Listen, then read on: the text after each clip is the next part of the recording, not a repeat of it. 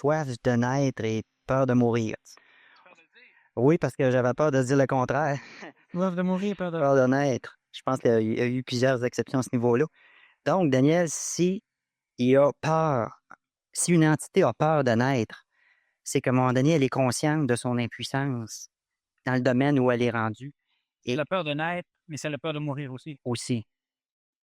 Tu pourrais-tu élaborer dans la première partie de l'énoncé, disons? Disons que moi, ce qui m'intéresse, on a toujours des titres qui peuvent, nous permettre de traiter à peu près de n'importe quoi.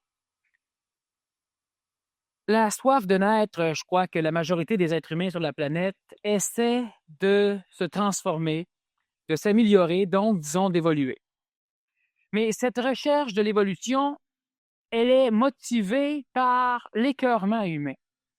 Elle n'est jamais ou très rarement motivée par l'intelligence de l'amélioration. C'est-à-dire que l'être humain ne voit pas pourquoi il doit évoluer. Il ne voit pas l'intelligence dans l'amélioration. Il veut s'améliorer, donc il veut évoluer, surtout parce qu'il veut fuir ce qui l'embête. Alors, si l'homme souffre, disons, des souffrances causées par la matière, il essaie de dominer la matière. Il veut donc s'améliorer pour cesser de souffrir, non pas parce qu'il voit l'intelligence de dominer la matière.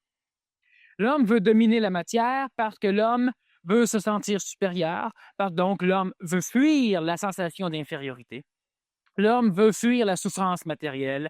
L'homme veut fuir l'insécurité qui vient, selon lui, par le manque de matière. Alors donc, l'homme veut s'améliorer. Mais continuellement, si cette soif de naître est motivée par cette fuite de la souffrance, cette fuite de l'insécurité, cette fuite de tous les mécanismes qui viennent s'emparer de l'homme et rendre l'homme malheureux. Si l'homme a une soif de naître, que pour cela, en même temps, l'homme voudra rester lui. Parce que ne voyant pas l'intelligence de la transformation, l'intelligence de l'amélioration, disons l'intelligence de la naissance, l'homme ne voit pas l'intelligence de la mort. Donc, l'homme qui a la soif de naître ne veut pas mourir, c'est-à-dire qu'il veut, par exemple, cesser de souffrir avec sa femme ou avec son mari. Mais il ne veut pas ni perdre sa femme ni perdre son mari. L'homme veut cesser de souffrir parce que son auto risque de tomber en panne, mais il ne veut pas se débarrasser de son auto.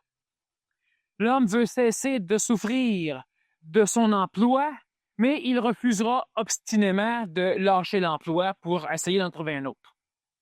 Alors donc, continuellement, l'homme a cette soif de s'améliorer, mais cette peur de s'améliorer. C'est-à-dire qu'il a toujours peur de passer de quelque chose de pire vers quelque chose de plus pire dans sa tête. Dans l'évolution spirituelle, dans l'évolution ésotérique, dans l'évolution de conscientisation, dans l'évolution supramentale, dans l'évolution matérielle, dans l'évolution psychologique, dans la transformation humaine, il y a donc toujours cette soif de se transformer, cette soif un jour de se réveiller et d'être supérieur à la veille. Mais en même temps, on ne veut pas, si on est conscient que nous allons nous réveiller supérieurs, eh bien, on ne veut pas dormir parce qu'on ne veut pas manquer ça. Donc, la peur de mourir, c'est ce qui nuit, c'est l'anti-naissance. L'homme doit mourir pour pouvoir naître, c'est-à-dire que l'homme doit se transformer pour pouvoir être transformé. Autrement dit, si tu restes tel que tu es, tu ne peux pas demain être différent de ce que tu es. Si la chose en toi qui doit être transformée refuse la transformation, refuse de mourir, elle ne peut pas être transformée, donc il n'y a pas de naissance.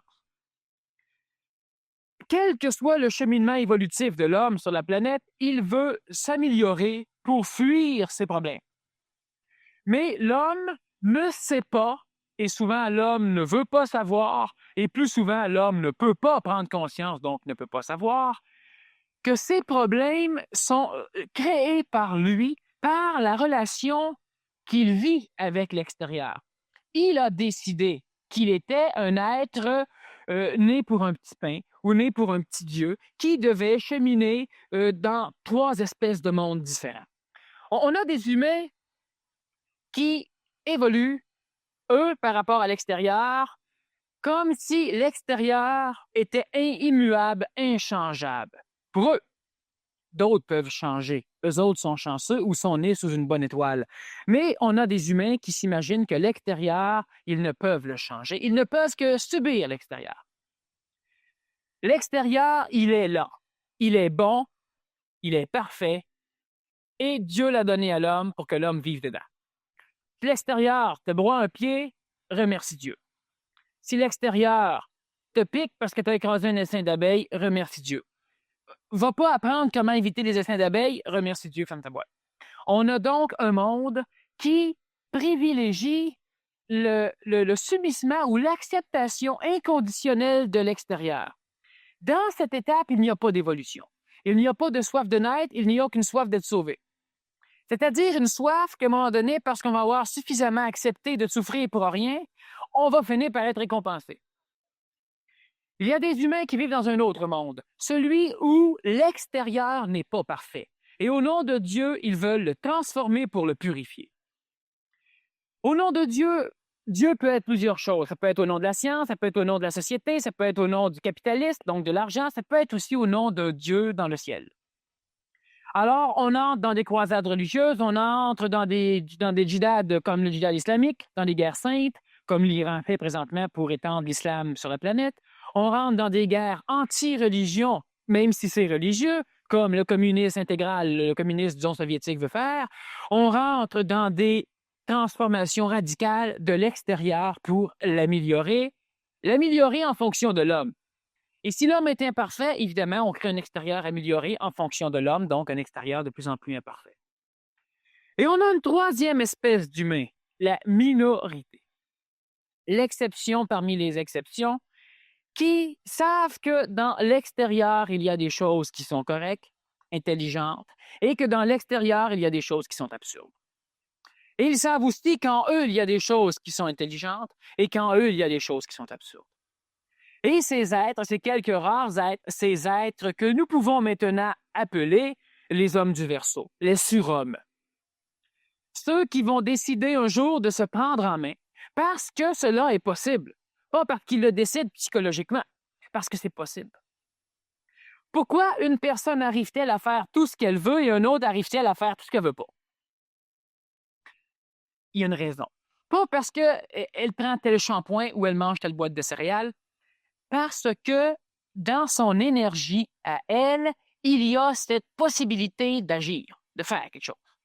Et dans l'énergie psychologique de la masse, de ceux qui veulent transformer l'extérieur selon leurs idéaux psychologiques, ceux qui veulent le transformer parce qu'ils sont pour rien et contre tout, comme la majorité de ceux qui protestent radicalement, qui se promènent avec des pancartes, mais qui n'ont pas l'idée de changer, ils ont l'idée de protester.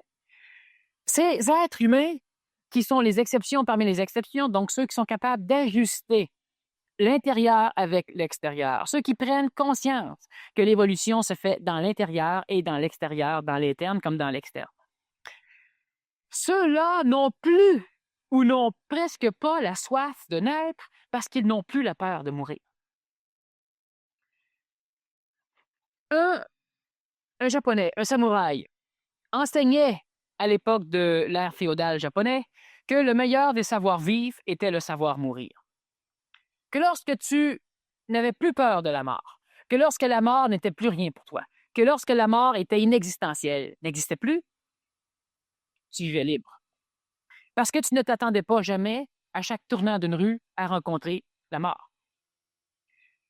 Une fois que tu es libéré de cette naissance mortuaire ou de cette mortalité naissante, tu vis.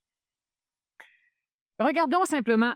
Le sujet qui m'intéresse, ce n'est pas nécessairement, on l'a déjà vu, on vient disons, de le cerner un petit peu, la soif de naître et la peur de mourir chez chacun d'entre vous. Parce que vous voulez vous transformer, mais en même temps, vous avez peur de la transformation. Pour deux raisons. Pour ne plus vous reconnaître, mais ça ne dérange pas, vous vous êtes transformé depuis que vous êtes au monde, vous vous transformez. Vous avez changé, physiquement, vous avez changé, psychologiquement, vous avez changé, et vous vous reconnaissez toujours, malgré que vous n'êtes absolument pas reconnaissable. L'enfant que vous avez été n'est plus l'adulte que vous êtes. Mais vous vous reconnaissez, mais vous n'êtes plus vous-même. Donc, la transformation, elle n'est pas dangereuse. Elle est épeurante parce que mal comprise, mais elle n'est pas dangereuse. Et on refuse de se transformer parce qu'on a peur de ne pas se reconnaître et aussi parce qu'on ne sait pas si dans la transformation, il y a automatiquement amélioration.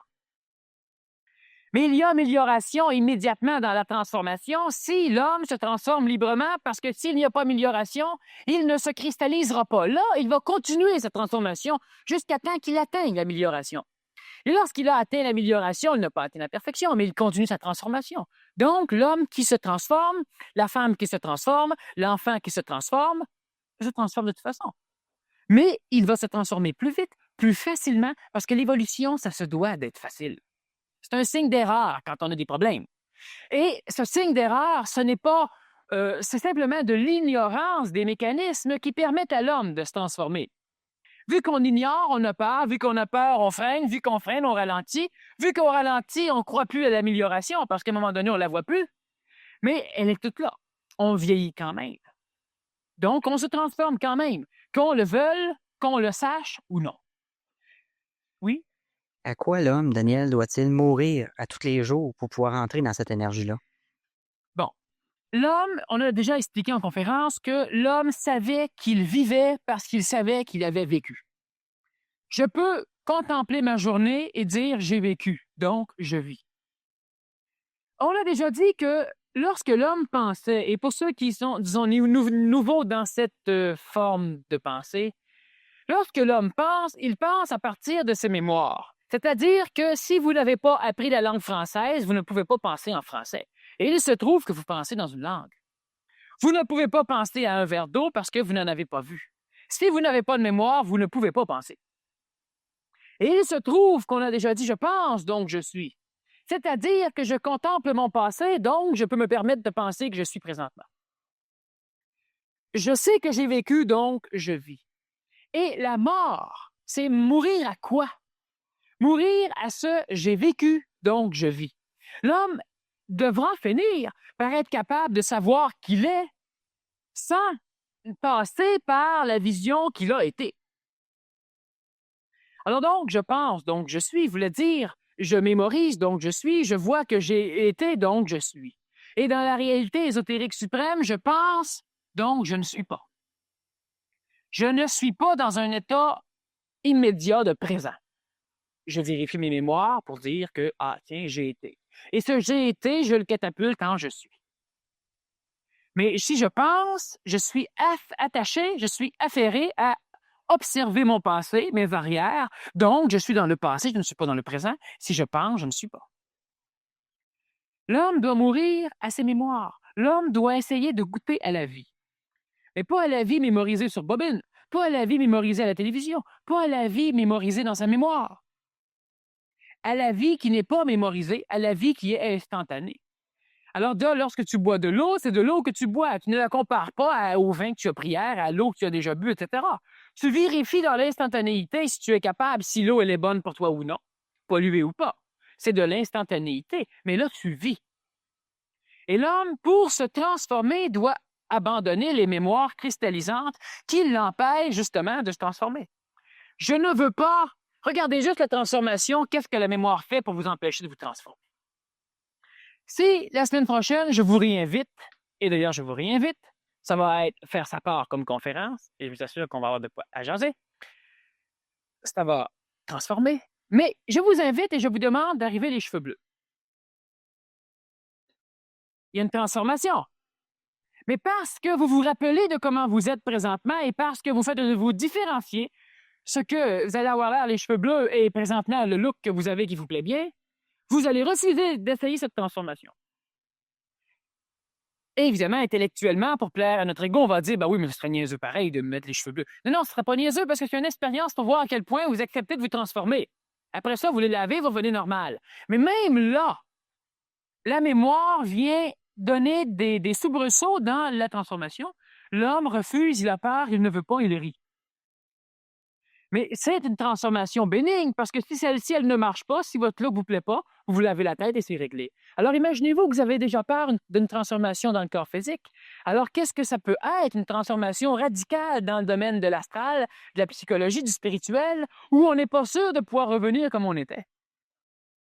Alors donc, l'homme a réellement peur de mourir, même s'il veut s'améliorer. Il a peur. Mais le gros problème, le gros danger, où devrions-nous travailler cette peur et cette soif de naître, cette peur de mourir? Où? Pas seulement chez l'être humain individuel, il faut le faire. Mais où elle est? Où est le gros problème? Le problème qui m'intéresse. Qui va vous intéresser? Parce que ça vous touche. C'est pas d'avoir les cheveux bleus. C'est, est-ce que l'homme piscéen, l'homme qui vit dans l'air du poisson, est-ce que l'homme présent va être capable de ne pas étirer la transition vers l'ère du Verseau pendant 13 000 ans? Est-ce qu'il va être capable, à un moment donné, d'accepter de devenir cet homme du Verseau et cette femme du Verseau et cet enfant du Verseau? Est-ce que, présentement, l'homme qui a des idées préconçues de l'avenir va être capable un jour d'abandonner ses préconceptions mémorielles du passé pour vivre, pour daigner cesser de croire à l'avenir, mais pour daigner vivre cet avenir? Et c'est là le problème. On a soif d'une société nouvelle. On a soif d'un air aquarien, d'un air du Verseau pacifique. On a soif d'un air du Verseau avec un gouvernement mondial qui pourrait pacifier les hommes qui sont pas assez intelligents et s'entendent tout seuls. On a soif d'un air du Verseau impollué, plus pur. On a soif d'un air du Verseau où il y aura de l'amour. On a soif d'un air du Verseau où il y aura de la communication, où il y aura tellement de choses.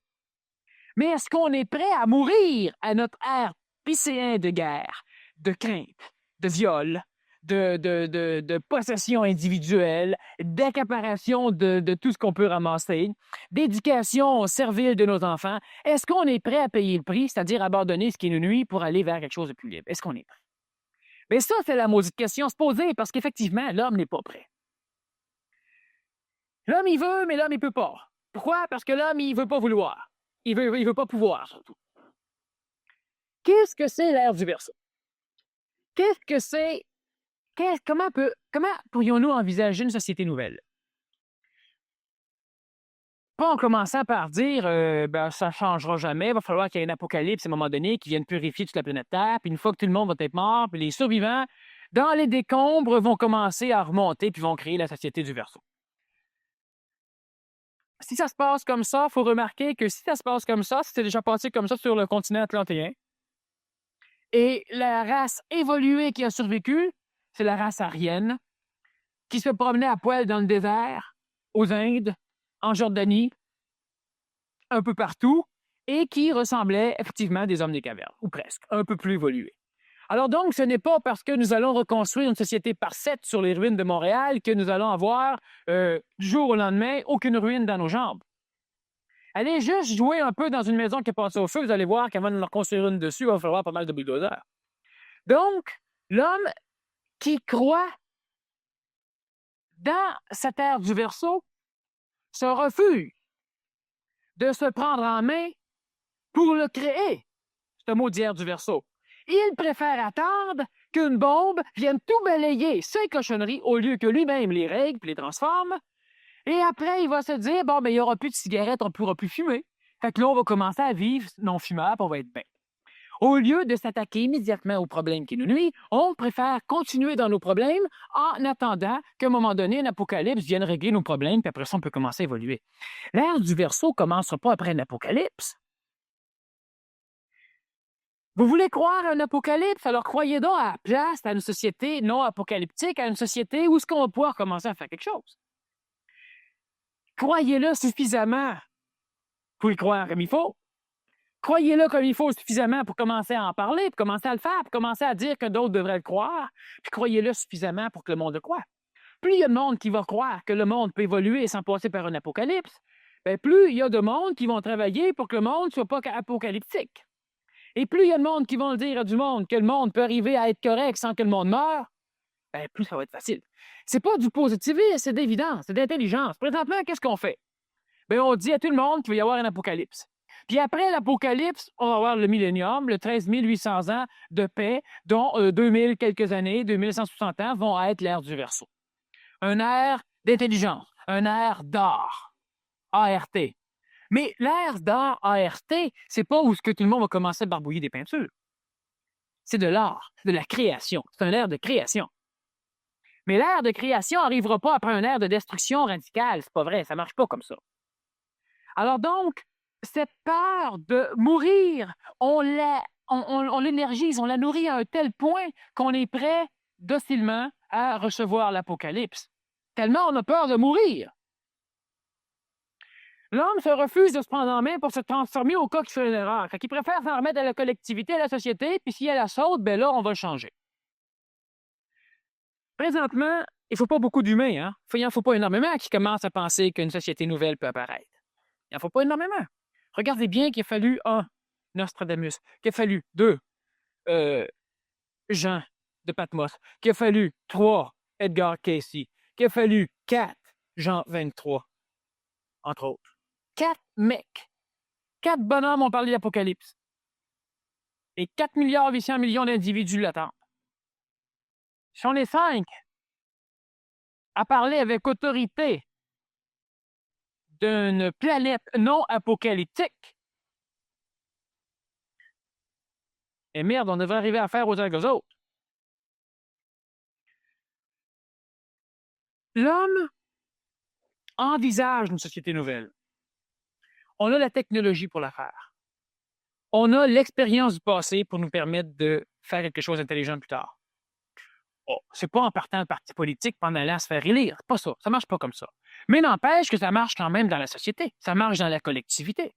Quitte à le faire à l'extérieur à un moment donné, c'est pas grave. Mais il faut commencer par soi-même et en collectivité. C'est-à-dire qu'il faut qu'il y ait plus de monde qu'un qui veulent bien passer dans l'ère du Verseau. Sinon, l'humanité va rester dans l'ère du Poisson, puis on va continuer. Parce qu'il ne faut pas s'imaginer que parce que l'ère du Verseau arrive, parce qu'on rentre, le Soleil rentre dans un ère zodiacal aquarien, qu'automatiquement l'homme va devenir plus pacifique. C'est pas vrai. Lorsqu'on a des caractères astrologiques parfaits pour amener l'individu à se suicider, on n'a pas la population planétaire au complet qui se suicide. Donc, ce n'est pas vrai. L'ère du Verseau, c'est une ère de transition. L'ère de transition peut s'étirer des milliers d'années. L'ère de transition peut se réduire à quelques années. Ça dépend de l'homme. Mais présentement, l'homme, il a peur d'entrevoir que peut-être ce qu'il entrevoit pourrait se réaliser. De ce fait, il n'essaie pas de le réaliser, il préfère attendre. Non pas qu'on le réalise, attendre qu'on l'apocalypse. Ce que tu nous dis, Daniel, à soir, c'est que finalement, il faut commencer à se pratiquer avant. Parce que si présentement, avec tous les outils, la technologie qu'on a, on peut même pas être créatif, ça va être difficile de l'être dans un tour de ruine. J'ai déjà fait des expériences avec des groupes où on me disait, une fois rendu dans telle terre promise, disons dans tel pays, dans telle région, je vais cesser de prendre la drogue parce que je vais être tellement bien, tu vas être tellement libre. Rendu là, il était libre, il était bien. Et il était tellement libre qu'il n'avait tellement jamais connu la liberté qu'il s'est drogué le plus qu'il a pu. Il a drogué tout le monde, il était 22, il y en avait 3 qui se droguaient là-dedans, ils sont venus 22 drogués. Parce que supposément que dans une terre comme ça, on ne peut pas vivre sans drogue et sans boisson. C'est ce qui m'a été dit après. Ceux qui fumaient ont fumé plus, ceux qui buvaient ont bu plus, puis ceux qui buvaient pas, qui fumaient pas, ben la majorité ont passé au cash. Alors, ce n'est pas vrai. Vous n'êtes pas prêt à vivre dans un air de paix, dans un air où vous allez être capable de rencontrer quelqu'un et de lui dire bonjour, comment ça va? Parce que présentement, on peut le faire, mais on ne le fait pas. Parce qu'en dedans de nous, ça ne marche pas. Oh, c'est à cause de la société. C'est vous autres, la société. Donc, c'est pas vrai. C'est à cause que nous autres, on n'est pas prêts à se transformer. Puis si l'autre, il te répond des bêtises, ça n'a aucune importance. C'est toi que tu pratiques, c'est pas l'autre. Puis ça, c'est important. On veut parler d'ésotérisme, on veut parler d'évolution, il faut s'enfermer dans des places. Il faut se réunir dans des places parce qu'il y a de l'énergie qui se condense, il y a des choses qui se passent. Mais il ne faut pas se cacher, se terrer. Regardons l'ère du Verseau. Pourquoi il faut se préparer? C'est-à-dire pourquoi il faut accepter de naître. Parce que dans l'ère du Verseau, premièrement, qu'est-ce qui, dans l'ère du Poisson, va mourir pour que l'ère du Verseau apparaisse? Qu'est-ce qui doit mourir? Qu'est-ce que l'homme doit abandonner pour que l'ère du Verseau apparaisse? On va dire l'homme doit abandonner les guerres pour que la paix apparaisse. C'est vrai. Mais si j'ai un général des forces armées quelque part dans la salle ici, il ne sera pas d'accord. Et chaque fois que je vais toucher un point qui vous regarde, vous allez être contre. Tout le monde est d'accord en ce qui concerne éliminer la guerre pour avoir la paix. Plus besoin d'armée si on a la paix. Et la paix planétaire. Parce que ça ne vous touche pas, on est d'accord. Mais il va falloir éliminer quoi? Il va falloir éliminer les religions. Il n'y aura plus de religion dans l'ère du Verseau. Parce que l'homme croyant, l'homme du poisson, va finir par comprendre. Et qu'est-ce qu'il va comprendre? Il va comprendre que pas potentiellement Dieu est dans lui. Il va découvrir sa véritable identité. Il va savoir qui il est. Il va arrêter de croire. Puis ça, c'est normal. Et si on ne me croit pas, ben alors qu'on ne croit pas aux apocalypses, parce que dans les apocalypses, on parle de la destruction de l'Église. Quels que soient les apocalypses. Ce n'est pas une raison qu'on passe par là, mais quand même, l'Église ne pourra pas survivre. L'homme va comprendre. Et quand l'homme va comprendre, l'homme va cesser de croire. Et je ne me monte pas contre l'Église. L'Église, c'est bon. Jusqu'à un moment donné où ce soit moins bon. J'ai déjà dit qu'une technique existait que pour enseigner aux pratiquants, à l'adepte, comment se débarrasser de la technique. Ce qu'une technique vous apporte, si après 15 ans de pratique, vous devez encore faire la technique pour la voir, la chose, l'état, la chose, ne vous appartient pas, il appartient à la technique. Et vous appartenez à la technique. La matière. La matière, présentement, elle sert à deux choses. Elle sert à libérer l'homme des contraintes matérielles et elle sert à assujettir l'homme à la libération des contraintes matérielles. C'est-à-dire qu'il y a des choses utiles, il y a le luxe. Un automobile, c'est plaisant. Ça vous permet de passer de Montréal à Québec en dedans de, disons, 2h30, pour ceux qui roulent vitesse normale. Alors, c'est évident que à ce moment donné, l'automobile libère l'homme des contraintes matérielles, parce que marcher Montréal-Québec, c'est pas fort. Par contre, lorsque vous partez de chez vous pour aller au dépanneur 5 rues plus loin et que vous prenez votre automobile, vous êtes assujetti à cette liberté de la matière. Donc, vous n'êtes pas libre, malgré que vous avez failli l'être. Cela veut dire que la science du Verseau, la science de l'avenir, va permettre à l'homme de se libérer des contraintes matérielles, mais elle n'assujettira pas l'homme parce que l'homme va être intelligent. Et qu'est-ce que c'est de ne pas être assujetti? Regardons ceci. Prenons l'exemple d'une maison, disons du Verseau, une nouvelle maison, une nouvelle forme de conception de maison. On en a une ici sur la table, on a une maquette d'un dôme géodésique. Une nouvelle forme de maison dans laquelle tout a été repensé. C'est-à-dire qu'on n'a plus nos interrupteurs sur les murs, la lumière s'allume tout seul, c'est facile à organiser. On n'a plus besoin de nettoyer le poêle de temps en temps. On a un petit robot qui fait le ménage. On a un ordinateur qui vérifie la température, les lumières et tout ça pour économiser l'électricité. Mais qu'est-ce que ça fait? Ça fait pas que vous êtes évaché dans votre fauteuil et vous regardez des vidéos. Ça fait que maintenant que tout ça marche tout seul, bien là, vous pouvez en profiter pour marcher dans le bois, pour jouer avec les enfants, pour faire du sport, pour réfléchir, pour écrire, pour créer. Mais si cette liberté matérielle vous écrase chez vous et vous amène à rien faire, c'est poissonnique, c'est piscéen, c'est pas Verseau. C'est un assujettissement à cette liberté matérielle. C'est le piège de libération vers la matière. Donc, on aura une science qui ne créera pas le luxe. On n'aura pas un homme qui va demander à la science de créer du luxe. On n'aura pas une société de consommation comme nous l'avons. Il y en aura une, mais pas comme nous l'avons. Alors, automatiquement, qu'est-ce qui va arriver? Il va arriver ceci, c'est qu'on va avoir une science qui va vous permettre continuellement d'être libre, d'être libéré des contraintes matérielles, c'est-à-dire que lorsque vous allez vouloir de l'eau, vous allez en avoir. Une science libératrice est une science intelligente, c'est typique de l'ère du Verseau. On va devoir évidemment, cesser d'aller à la chasse à un moment donné. Mais pas parce qu'on a un concept qu'il faut cesser d'aller à la chasse, mais l'homme va cesser d'aller à la chasse. L'homme va cesser d'être un être destructeur. Il sera un être créateur. Pendant longtemps, on a eu deux formes d'expression créative de l'homme dans la matière. On a eu ceux qui détruisaient et ceux qui construisaient. Alors, on a eu les cultivateurs qui construisaient et on a eu les chasseurs qui détruisaient. Par après, dans les constructeurs, on a eu ceux qui élevaient, donc qui faisaient engendrer, ils créaient. Ce n'est pas question de tuer ou de ne pas tuer, c'est question de ne pas détruire inutilement.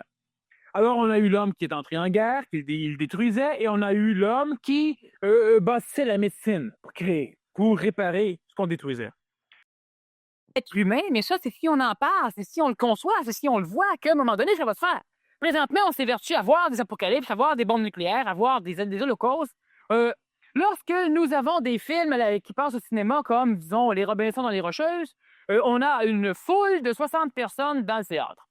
Et lorsqu'on a The Day After, ben là, on a une foule de 60 personnes dehors dans la rue qui attendent pour entrer parce que c'est plein dedans. Alors, lorsqu'on parle d'apocalypse, regardez le nombre de livres apocalyptiques qui se vendent sur le marché. Ce fut l'apothéose pour les éditeurs. L'apocalypse. Ils ont vendu comme ils n'ont jamais vendu. Et on poursuit cette vente d'apocalypse. Mais il faut arrêter de se nourrir avec des critères apocalyptiques. L'ère du Verseau, ce n'est pas une ère de décadence, ce n'est pas une ère d'apocalypse. Et la phase de transition, elle sera comme l'homme la fera. Pas comme les prophéties l'ont décidé. Les prophéties, si l'homme le matérialise, les prophéties auront raison de l'homme. Et si l'homme transforme simplement cette lignée, les prophéties, on a déjà prophétisé, on n'en parle pas, ça ne se vend pas. On a prophétisé que l'homme arriverait à vivre dans une société extraordinaire. Prenons Jules Verne.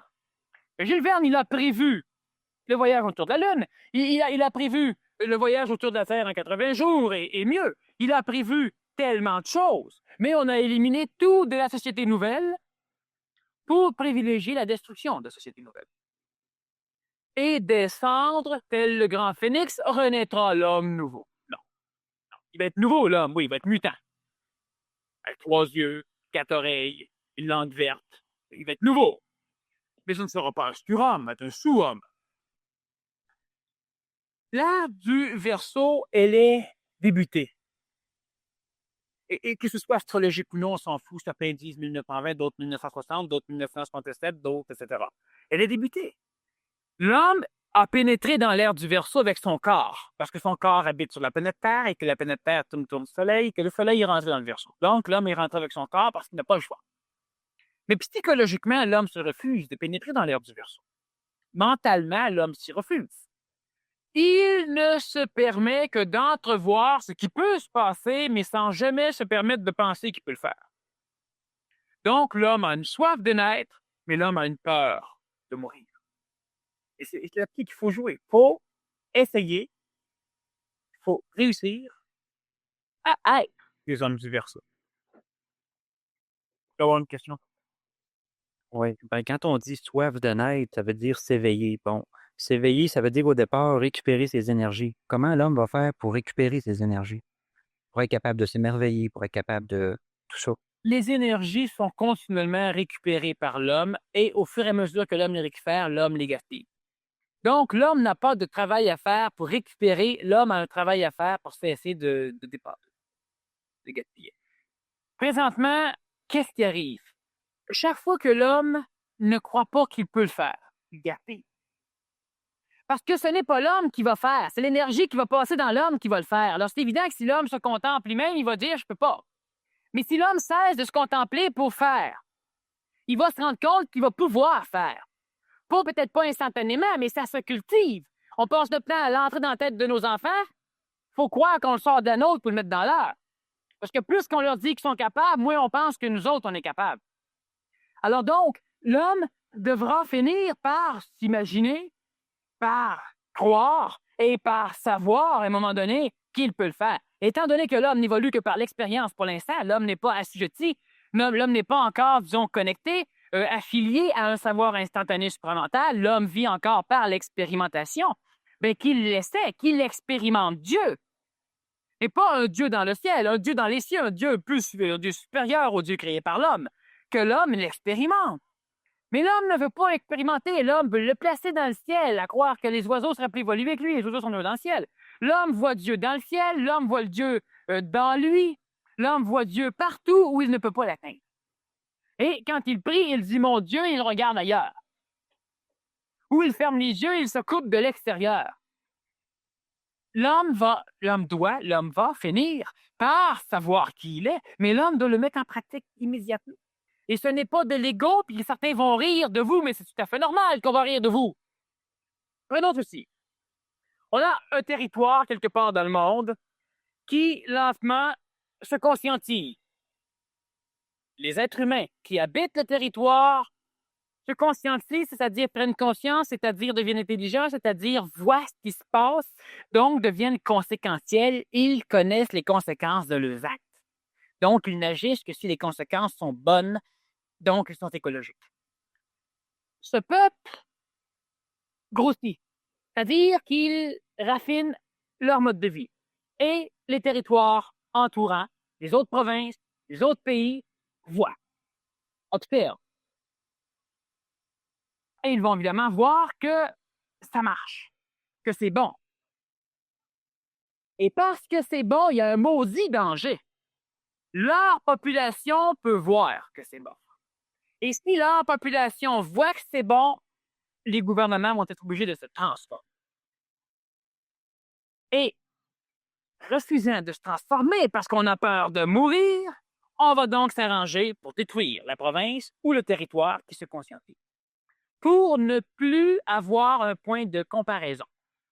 Moi, je suis moins bon parce que tu es meilleur. Alors, ou je m'améliore ou je te descends. C'est comme ça que ça fonctionne présentement. Et c'est pourquoi l'évolution individuelle de chacun d'entre vous est déterminée par les possibilités que va laisser la collectivité à votre évolution. Et l'homme va se conscientiser, l'homme peut le faire. Maintenant, si l'homme se conscientise et qu'il devient suffisamment intelligent, il pourra aussi s'arranger pour conscientiser les autres. Quelle est la chose qui va disparaître en dernier à la fin de la phase de transition piscéenne aquarienne du poisson vert? La chose qui va disparaître en dernier et qui se doit de disparaître en dernier, c'est les forces armées, les armes. Ça doit disparaître en dernier. Parce que si ça disparaît quelque part avant, il y a l'apocalypse. Et si ça disparaît en dernier, il n'y aura pas d'apocalypse. Alors donc, les mouvements de désarmement, qui sont la majorité financés d'ailleurs par les ennemis, disons, de la conscientisation, ou encore par les communistes ou par d'autres populations, veulent effectivement qu'il y ait un désarmement. Si on a un désarmement à l'échelle planétaire, il n'y a pas de problème, ça n'arrivera pas. Et c'est la chose qui devra et qui va apparaître en dernier. Donc, il faut arrêter de s'en faire parce qu'on s'arme continuellement, parce qu'on prépare une guerre des étoiles. Ça, c'est pas grave. Tant qu'on fait de quoi pour empêcher la guerre n'aura pas lieu. Ça crée des peurs chez l'homme. Mais au lieu d'avoir peur pendant que ça n'a pas lieu, fait 20 ans, fait 30 ans qu'on a peur. C'est toujours pas arrivé. Alors, au lieu d'avoir peur, ben, commençons donc à faire quelque chose pour que ça n'arrive pas. Ça va être plus intelligent. Là, on va arrêter de gaspiller notre énergie pour s'en servir pour quelque chose. Et ça se fait. On a 4 personnes qui prédisent des apocalypses sous 4 temps différents, et bang, c'est officiel, tout le monde est d'accord. C'est 4 mecs qui ont dit qu'il y aurait un apocalypse. Il y a Jean de Patmos, oui, mais c'est des visions. Ben oui, il y en a eu d'autres, il y a eu des visions de villages incroyables, de sociétés merveilleuses. Walt Disney en a eu, il y en a plein qui en ont eu. Oh, mais eux autres, ils ne sont pas écrits dans la Bible, ou bien non, ils n'ont pas fait des prophéties, ils n'ont pas un nom original, Nostradamus. Ils n'ont pas guéri du monde comme Edgar Cayce. Ils n'ont pas été passes comme Jean 23. Non.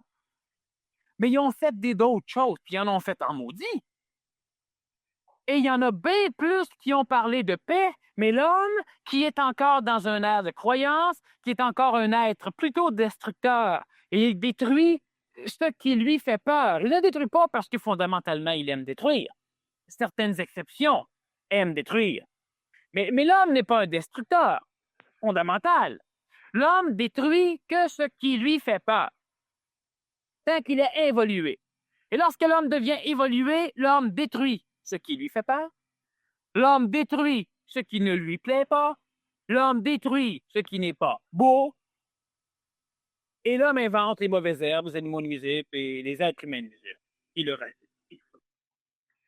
Mais plus évolué, l'homme va cesser de détruire. L'homme va comprendre.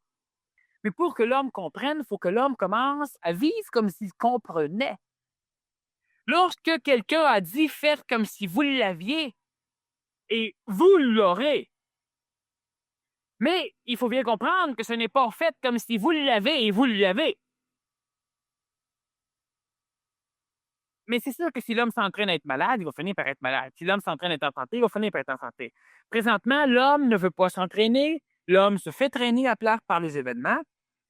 Si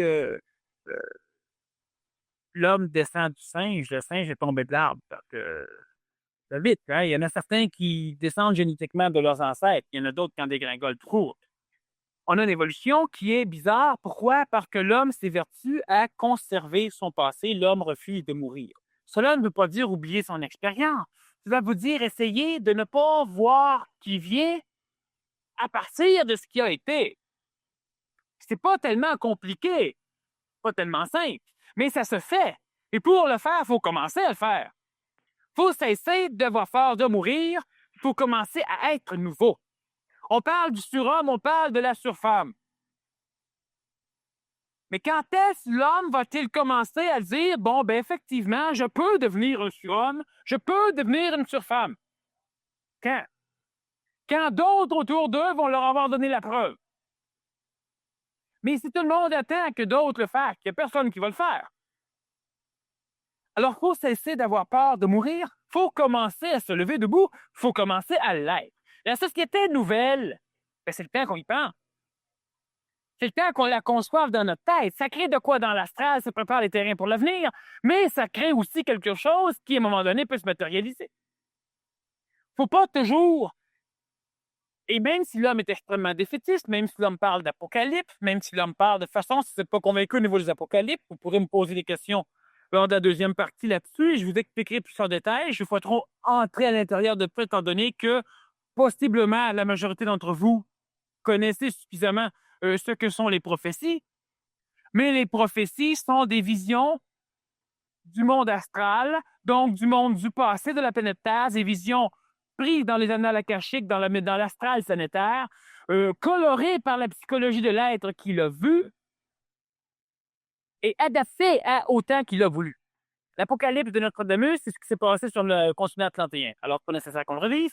L'Apocalypse de Saint Jean, Apocalypse à l'époque, et c'est même écrit dans plusieurs Bibles, veut dire révélation de choses présentes ou passées.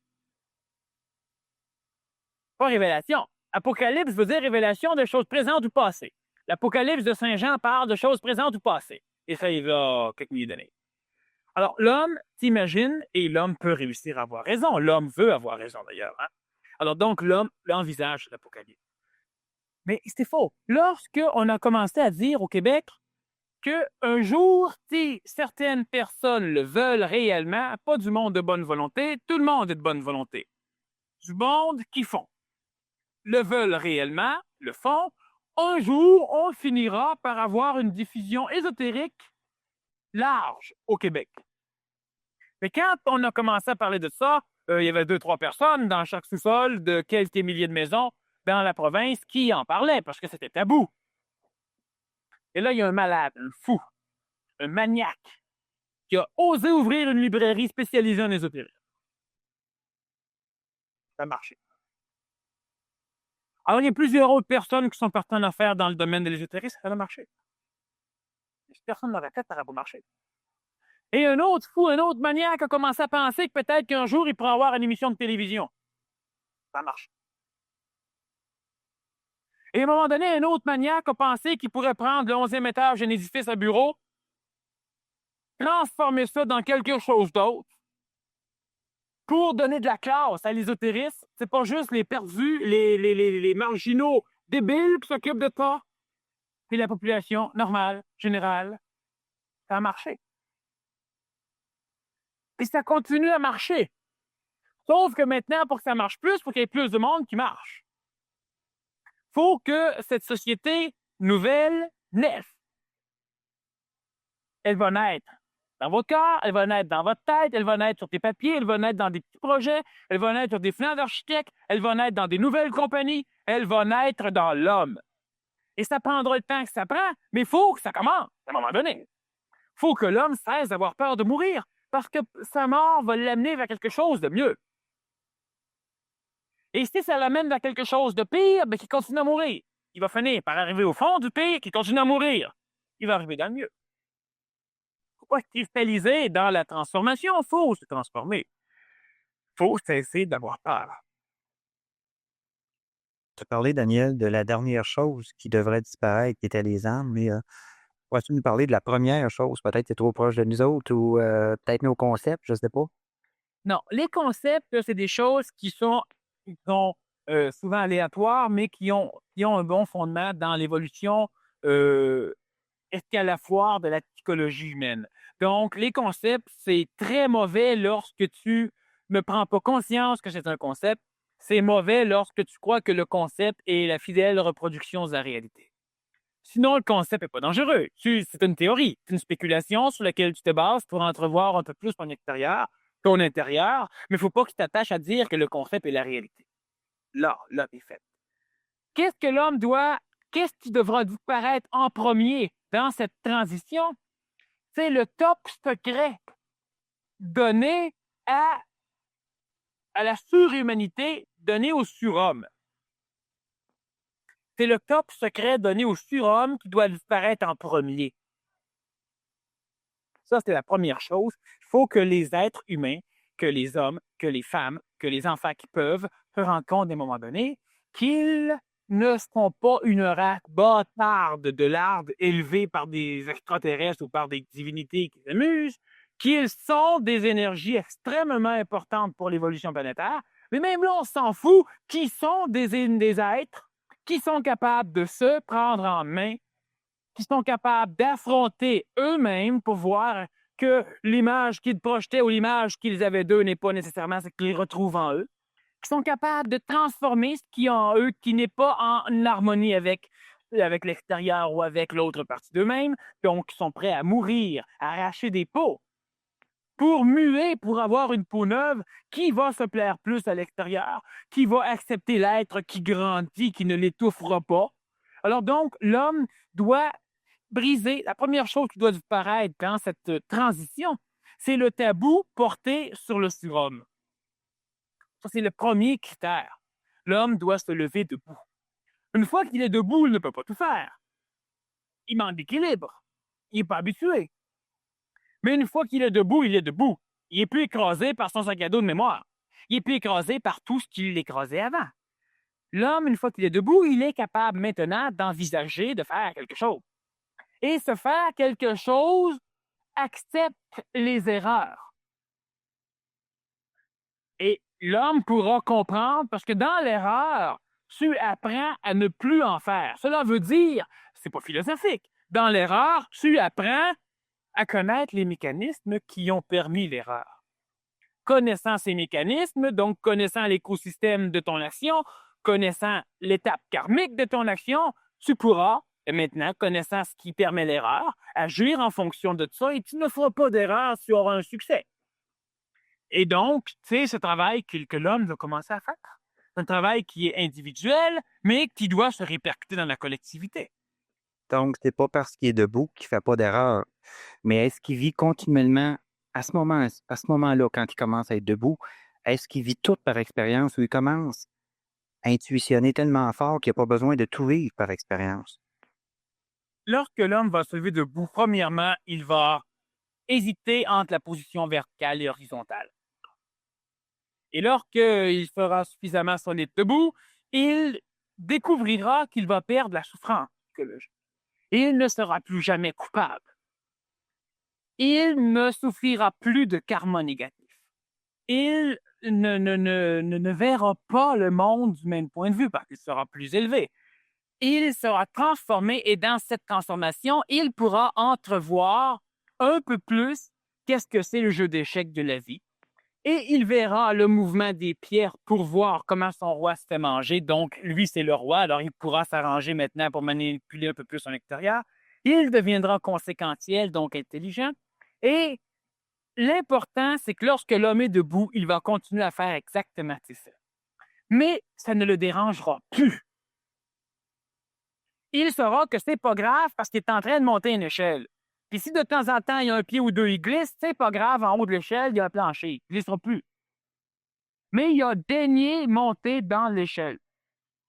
Et en montant, il va devenir de plus en plus intuitif, mais il se fera avoir par les forces de la crâne intuitive et il aura des contacts supramentales qu'il colorera dans le debout. Mais au fur et à mesure que l'homme vivra cet état de surhomme, que l'homme acceptera d'être ce qu'il est en réalité, que l'homme acceptera d'être un homme, non pas un homme psychologique contraint au carcan social, mais un homme réel qui vit une psychologie, une mentalisation, un corps vital et un corps physique. Et lentement, cet homme va réussir à entrer en contact avec l'énergie supramentale, l'intelligence active, donc l'intelligence intuitionnelle qui lui amènera un savoir instantané, non expérientiel. Donc, notre homme, même si au début, il se lève debout, il est en fâche, ramasse en pleine face, il y a d'autres mondes, ils vont le relever, on va l'aider. Il va se mettre debout, il va comprendre, il va voir. Il va faire des choses, il va faire des erreurs. Il va être dans son intelligence, il va voir selon lui ce qui doit être fait. Ça ne marchera pas avec le voisin, mais il ne s'astinera pas avec le voisin parce qu'il va comprendre qu'effectivement, c'est possible que deux points de vue existent. L'homme va faire quelques erreurs jusqu'à temps qu'il va découvrir ce qu'est la réalité, et non pas la vérité, qui est une interprétation de la réalité. Il va connaître la réalité. Et donc, lentement, l'homme va devenir ce surhomme. Lorsque l'enfant décide de devenir un adulte ou lorsque l'enfant décide d'apprendre à marcher, il ne se met pas à marcher. Il y a une phase, plus ou moins douloureuse, qui l'amène à être un homme, à être un adulte. Et lorsque cela est fait, ben alors là, il marche, il court, il saute, il roule, il jette à terre, il tombe, il a du fun. Mais si l'enfant te dit je vais attendre, quand je mesurerai 6 pieds 8 pouces, ben là, je commencerai à penser à marcher. Et c'est l'apocalypse attendu par l'humanité. Lorsque j'aurai mangé la claque de la vie, ben là, je commencerai à évoluer. Là, ça va être le fun. Il n'y a rien de plus fun que de marcher dans des rues, puis passer des coups d'un pied pour évoluer. Alors, on attend que ça arrive. Pour pouvoir se dire, bon, on est des élus, on est des survivants, ou n'importe quoi. Mais j'espère que ça ne sera pas le fun, l'apocalypse. Ce sera pas le fun. Le monde, il pense comme ça. Le monde, il croit que ça arrive. Le monde espère que ça va arriver. D'autres paniquent un petit peu, mais dans le fin fond, le monde attend l'apocalypse. 80, 82, 84, 86. On attend toujours l'apocalypse. 98, ben, à un moment donné, merde, on va la faire parce qu'on est allé d'attendre. Alors, il faut arrêter d'attendre, il faut arrêter d'y croire, il faut commencer par se lever debout. De toute manière, apocalypse ou pas, ceux qui vont s'en sortir seront peut-être les êtres qui vont être debout. Apocalypse ou pas. Alors, c'est pas nécessaire d'évoluer pour fuir une apocalypse, c'est pas nécessaire d'évoluer pour quoi que ce soit, c'est parce que c'est intelligent sur le bout de boire l'air. Alors donc, l'homme doit se lever et ça va être un peu souffrant, ça va être un petit peu mortifiant dans le début. Plus il y aura de monde debout, plus ça va être facile pour tout le monde, jusqu'à temps qu'on puisse penser à créer un cadre d'évolution qui permet l'évolution des hommes debout, des surhommes, et qui permet l'éducation des surenfants. Comment qu'un homme debout fait pour reconnaître un autre homme debout? Pas compliqué, ben. Visuellement, c'est pas compliqué. Intérieurement, je pense. L'homme debout n'a pas besoin, ne recherchera pas À reconnaître. à reconnaître. Par contre, il le fera. Et c'est amusant, c'est plaisant parce que comment va-t-il savoir s'il ne sait pas ou comment va-t-il savoir s'il n'y aura pas de marque dans le fond, le bonhomme? Tu vas le savoir. Puis c'est simple, c'est simple. Comment pouvez-vous savoir que vous vivez? Ben, vous le savez. Autrement, fouillez dans vos mémoires. Comment pouvez-vous savoir? Comment la femme reconnaît-elle son bébé parmi un paquet de bébés? C'est rare, les femmes. On a un peu plus aujourd'hui des femmes qui ne reconnaissent pas le bébé parce que l'homme est de plus en plus artificiel. Mais ça se fait. Comment la mère distingue-t-elle deux jumeaux identiques? Elle s'était même habillée pareil. Elle sait. Ça, c'est un savoir qui est relatif à l'énergie vitale. C'est bas. Pas le fait de savoir, mais je veux dire, c'est pas quelque chose d'extraordinaire. Et c'est la même chose pour l'énergie mentale ou l'énergie ajustée du supramental. Tu vas le savoir. Mais tu ne rechercheras pas. Par contre, tu vas te rendre compte que plus tu vas en avoir, mieux ça va aller. Parce que quand tu es le seul pogne dans la ville de Montréal, tu as l'air fou. Quand il y en a plein, ça va. Même s'il n'y en a pas beaucoup, mais c'est mieux. C'est la même chose pour n'importe quoi. Si tu es le seul à te conscientiser dans une société évolutive, tu n'arriveras pas à te libérer réellement. La planète n'arrivera pas à faire ce qu'elle a à faire si l'humanité ne suit pas. Alors, j'ai expliqué la semaine dernière que les grands vichous, les grands maîtres, qui sont revenus sur la planète pour aider, ou pourquoi le Nazaréen a enseigné à la collectivité, pourquoi Bouddha s'est évertué à transmettre sa connaissance, pourquoi tant de grands se sont défendus dans le public pour parler, au risque d'en mourir. Ben, c'était pas une mort, c'était une mort physique, une banalité pour eux autres. Mais pourquoi? Pourquoi se sont-ils évertués à venir parler à l'être humain? Pas parce qu'ils aimaient l'être humain. Parce qu'il fallait que l'être humain évolue, parce que les autres restaient pognés sans que l'humanité s'en sortait pas. C'est pour ça que les grands maîtres qu'on a à Shambhala dans l'Agartha aident l'être humain pour que l'être humain évolue parce qu'ils sont pognés. Ils sont supérieurs, disons, apparemment en évolution à l'être humain, mais ils ont besoin d'être humains. Alors donc, ce n'est pas... on doit comprendre individuellement, mais on ne peut pas arriver à vivre cette énergie supramentale, cette énergie du verso, seul. On va devoir inventer des nouvelles armes, parce que ceux qui sont dans l'air du poisson vont nous refuser de le dire. Alors, l'homme doit cesser de vouloir naître. L'homme doit cesser d'avoir peur de mourir. L'homme doit mourir, puis l'homme doit naître à un moment donné. Alors, c'est le temps de commencer. C'est facile. Tout ce qu'il y a, c'est que vous devez voir l'intelligence de cette facilité. Vous devez voir l'intelligence de cette transformation. Vous devez comprendre l'intelligence de cette société nouvelle, de cette société minuscule, d'un village, d'une ville, d'une province, d'un pays ou d'une planète Terre, mais ça n'a aucune importance. Mais dites-vous pas, il faut que je change la planète Terre. Je sais autant pas comment, j'y arriverai jamais. Imaginez-vous qu'on a bâti le building ici en mettant une brique par-dessus un autre. C'est l'expérience seulement qui a permis aux bricoleurs de ne pas se suicider. Si tu avais par expérience qu'en mettant une brique par-dessus l'autre, il arrive à bâtir des buildings. Sinon, imaginez-vous, il aurait été découragé. Mais c'est la même chose pour n'importe quoi. Mais nous, on n'a pas l'expérience parce que l'évolution de l'humanité se fait à coup de 1000 ans. Alors, vous n'avez pas l'expérience de ce que c'est que cette transformation. Lorsqu'il y a eu la Révolution française, lorsqu'il y a eu la guerre de sécession, lorsqu'il y a eu la libération de l'indépendance des États-Unis, lorsqu'il y a eu plusieurs choses, ça fait à long terme. Mais c'était des briques, une par-dessus l'autre, qui ont bâti ça. La société nouvelle, c'est pas la planète Terre. Mais c'est commencer par faire de quoi? Si on a juste une petite gang qui allons s'acheter une terre pour mettre des chalets et vivre d'une manière plus plaisante, ben faisons-le. Mais c'est déjà le début, c'est quelques briques placées une par-dessus l'autre. Et c'est juste une école particulière qu'on réussit à bâtir dans la ville de Montréal pour des enfants de parents qui se conscientisent. On a l'école Steiner, on a l'école des Krishna, on a un paquet d'autres écoles. Ben merde, à un moment donné, on est capable de se faire reconnaître autant que les autres. Ben c'est des briques placées une par-dessus l'autre. Puis c'est facile à faire. On est dans un pouvoir, on est dans un système politique qui permet la conscientisation, qui l'accepte. Sauf qu'on est dans le peuple qui a ce pouvoir, ce système politique, ne peut pas s'en servir, très peu. On a René qui s'en est servi. On en a quelques autres qui s'en sont servis. Pour leur idéologie, c'est pas question de dire si c'est bon ou mauvais, ils ont transformé. Donc, ils nous ont améliorés. Ils ont brassé du monde, ils ont amélioré des statuts, ils ont transformé.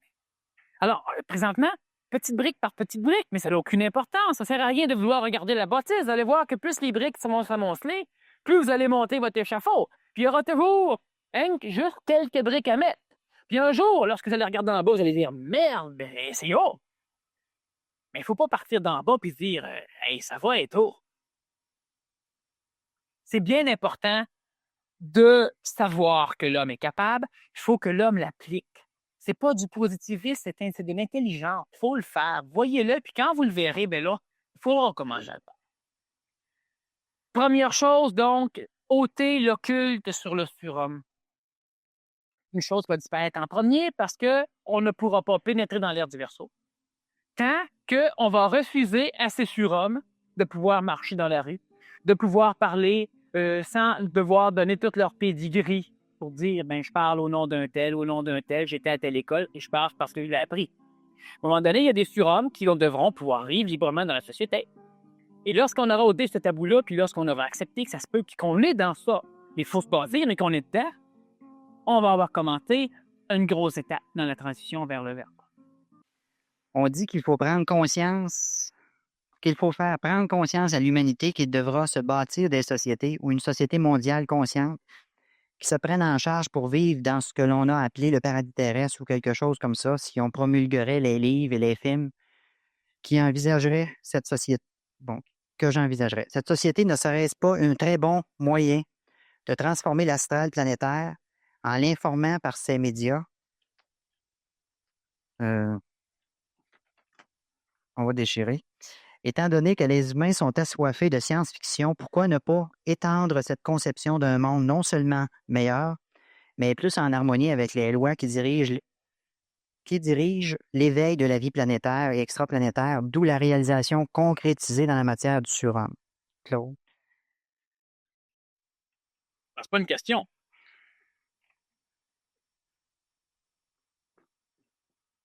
Alors, si je comprends bien, du moins, cet énoncé, effectivement, ce n'est pas mauvais de se servir de spiritualité constructive et non pas apeurante ou culpabilisatrice. Ce ne serait pas mauvais de faire des films Goldorak sans destruction, sans bataille, sans toujours des conflits extraplanétaires où l'homme se lutte lui-même contre lui-même puis qui est protégé contre les envahisseurs qui viennent le sauver, donner ça à nos enfants. Ça serait évidemment intelligent. Il va falloir que quelqu'un s'y mette, il va falloir que quelqu'un commence à penser que l'homme est suffisamment intelligent pour que maintenant on lui donne comme distraction de la créativité au lieu de lui donner toujours de la destruction.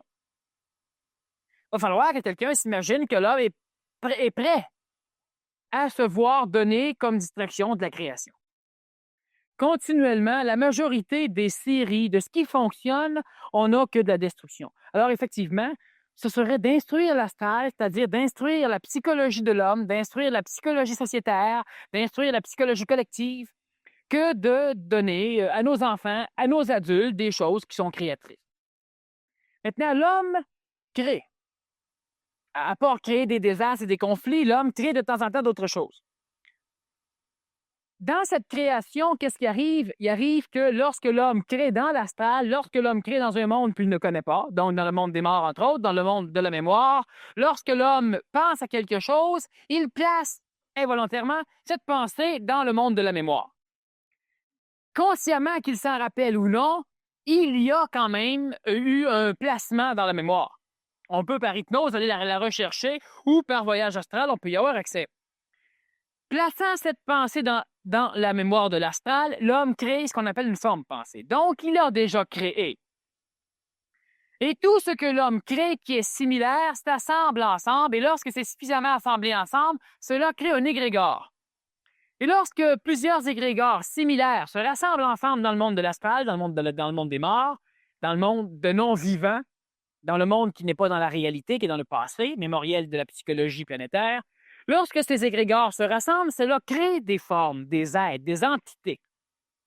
Et lorsque cela crée des entités, cela crée des dieux, cela crée des diables, cela crée des satans, cela crée, selon le degré vibratoire, les forces du mal et les forces du bien. Et c'est ce qui me fait dire souvent que l'homme a créé Dieu à son image et à sa ressemblance. Et après la création de Dieu, l'homme a créé des lois sur la planète et les a remis entre les mains de Dieu afin que Dieu gère ces lois pour l'homme. Et puis l'homme s'est reposé pendant presque 100 millions d'années. Et si on parle de notre début biblique, l'homme s'est reposé pendant quelques 100 millions de jours. Pas 100 millions. Et aujourd'hui, l'homme commence à se réveiller, l'homme commence à se rendre compte que la débilité qu'il a créée, le Dieu dans le ciel, c'est l'astral planétaire. Il y a le Dieu dans les cieux, ce sont les espaces extraplanétaires. Lorsque l'homme se réveille et l'homme se dit que ce Dieu qu'il vénère, qu'il prie, cette créature de l'homme, devant lequel l'homme s'est agenouillé pour demander, devant lequel l'homme s'est mis en colère pour demander, devant lequel l'homme a offert en sacrifice des vies comme du matériel, devant lequel l'homme a tout fait, bien, lorsque l'homme se rend compte que la créature ne fait rien d'autre que se nourrir, bien, l'homme se réveille et l'homme prend conscience. Lorsque l'homme crée, chaque fois que l'homme espère, l'homme crée. Et dans cette croyance, il y a la création de l'Apocalypse, il y a la création d'un Dieu salvateur qui ne sauve pas, il y a la création de plusieurs choses. Le Nazaréen, ce n'est pas une création de l'homme. Le Nazaréen, c'est quelque chose qui s'est passé. Hein? Yeshua ou Joshua ben Joseph, celui qui est devenu Jésus, c'est une chose qui s'est passée sur la planète. Ce n'est pas une création. Par contre, on a créé à partir de sa vie et on a décidé de créer une religion organisée pour organiser le monde de façon à ce que le monde croit ensemble, en collectivité, dans quelque chose de plus positif. Alors, c'était bon. Et parce que suffisamment de fidèles ont cru, on a créé des égrégores. On a créé une église dans l'astral qui s'est matérialisée dans la matière. On a créé des guérisons dans l'astral qui sont matérialisées chez certains saints. On a créé plusieurs choses dans l'astral et ces choses se sont matérialisées. Mais ils se sont matérialisés non pas parce qu'ils veulent aider l'homme, parce qu'ils n'ont pas le choix de se matérialiser. Et la matérialisation de ces choses, on appelle cela de l'involution, c'est-à-dire de la densification, de la coagulation.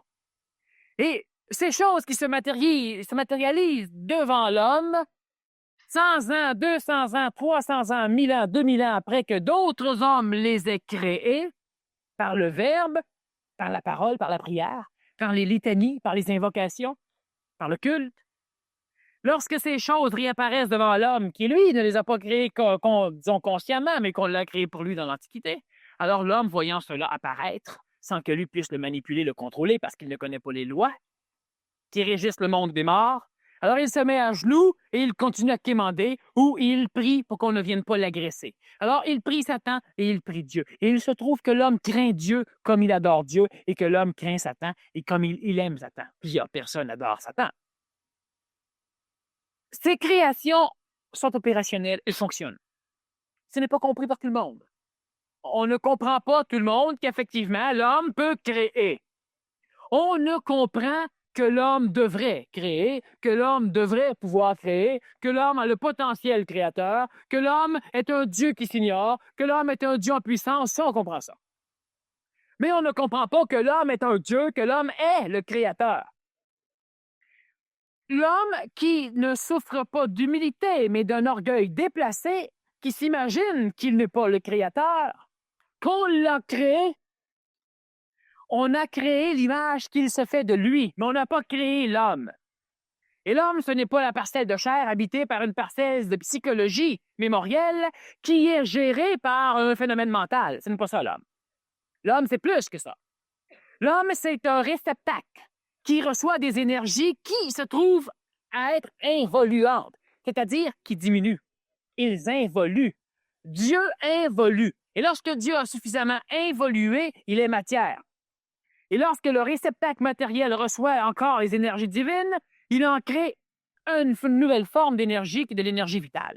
Et l'homme, c'est ce qu'il y a de plus bas dans l'expression des énergies divines, mais l'homme, c'est la seule possibilité d'arrêt de l'involution de Dieu. Et l'homme, c'est ce Dieu. Mais parce que l'homme ne voit que sa main et qu'il s'imagine être la main, il se dit qu'il n'est pas le corps et il se dit qu'il est inférieur. Il n'y a pas de supérieur ou d'inférieur, il n'y a que du différent dans l'univers. Et dans ce différent, il y a celui qui se croit supérieur, il y a celui qui se croit inférieur, et la relation qu'ils auront entre ces deux choses vont être des relations de maître à esclave. L'homme est une forme beaucoup supérieure à ce qui est créé. L'homme est un créateur, mais l'homme s'évertue à adorer ses créatures. Même dans le contexte matériel familial, on crée une société, par exemple, et on se met à genoux devant. On crée des enfants et les enfants manipulent les parents. On crée n'importe quoi et on est manipulé par ce que nous créons. On crée une bombe, on a peur de la bombe. On crée les forces militaires, on a peur de l'armée. On crée une automobile, on a peur de prendre le boulevard métropolitain. On crée des choses et on a peur de ce que nous créons. Faudrait-il croire qu'on est imbécile ou peut-être faudrait-il croire que nous créons sans connaître les conséquences de ce que nous créons? Et parce que les conséquences se font sentir des fois, quelquefois, à long terme, on oublie qu'on les a créées et on se met à genoux ou on a peur, on parle d'extraterrestres, au lieu de parler de terrestres extra, d'hommes, de surhommes planétaires, on s'imagine que l'homme est un imbécile et que partout ailleurs, les extraterrestres sont supérieurs, les dieux dans l'astral sont supérieurs, Satan peut vous posséder, les lutins sont parfaits, on croit que tout l'extérieur est mieux que l'homme, malgré que c'est l'homme qui a créé l'extérieur. Et lorsque l'homme cesse de s'imaginer qu'il est une créature, lorsque l'homme se rend compte qu'il peut effectivement manipuler les forces de l'astral, qu'il peut manipuler les forces du mal comme les forces du bien, que l'homme peut assujettir Satan comme l'homme peut assujettir Dieu. Et ce n'est pas frustrant pour Dieu, parce qu'un Dieu frustré, il mérite d'être dans mes souliers. Et moi, j'embarque dedans après. Si le Dieu n'est pas frustré, c'est qu'il est peut-être supérieur à moi, c'est-à-dire qu'il n'a pas d'ego. Et s'il n'est pas frustré, ça ne choque pas. Mais l'homme qui a peur, par exemple, de frustrer son Dieu, ben, il adore un maudit mauvais Dieu. Et chaque fois que l'homme crée dans l'astral, cette chose créée tend à involuer, donc elle devient matérielle. Elle va donc s'évertuer à s'exprimer en guérison, à s'exprimer en apparition, à s'exprimer de bien des façons qui créent les religions organisées, qui créent les superstitions, qui créent des choses qui assujettissent l'homme à ce que l'homme a créé. Et si on reprend la question ici, est-ce qu'on ne pourrait pas instruire l'astral? Ben oui, on l'a instruit l'astral. On ne fait que l'instruire l'astral. On dit à notre maître ce qu'il devrait nous dire. On dit à notre maître qui est notre créature, que nous avons déifié ou placé comme maître, comme guide de lumière, on lui dit, si tu ne veux pas que je cesse de croire en toi, viens me dire que je suis très évolué. Viens me dire que je suis bon. Et là, 2 ans après, le guide de lumière passe dans votre tête, dans votre sommeil, et vous dit, vous êtes bon, vous êtes évolué. Et vous vous dites, ah, c'était machin chouette, c'était mon guide spirituel.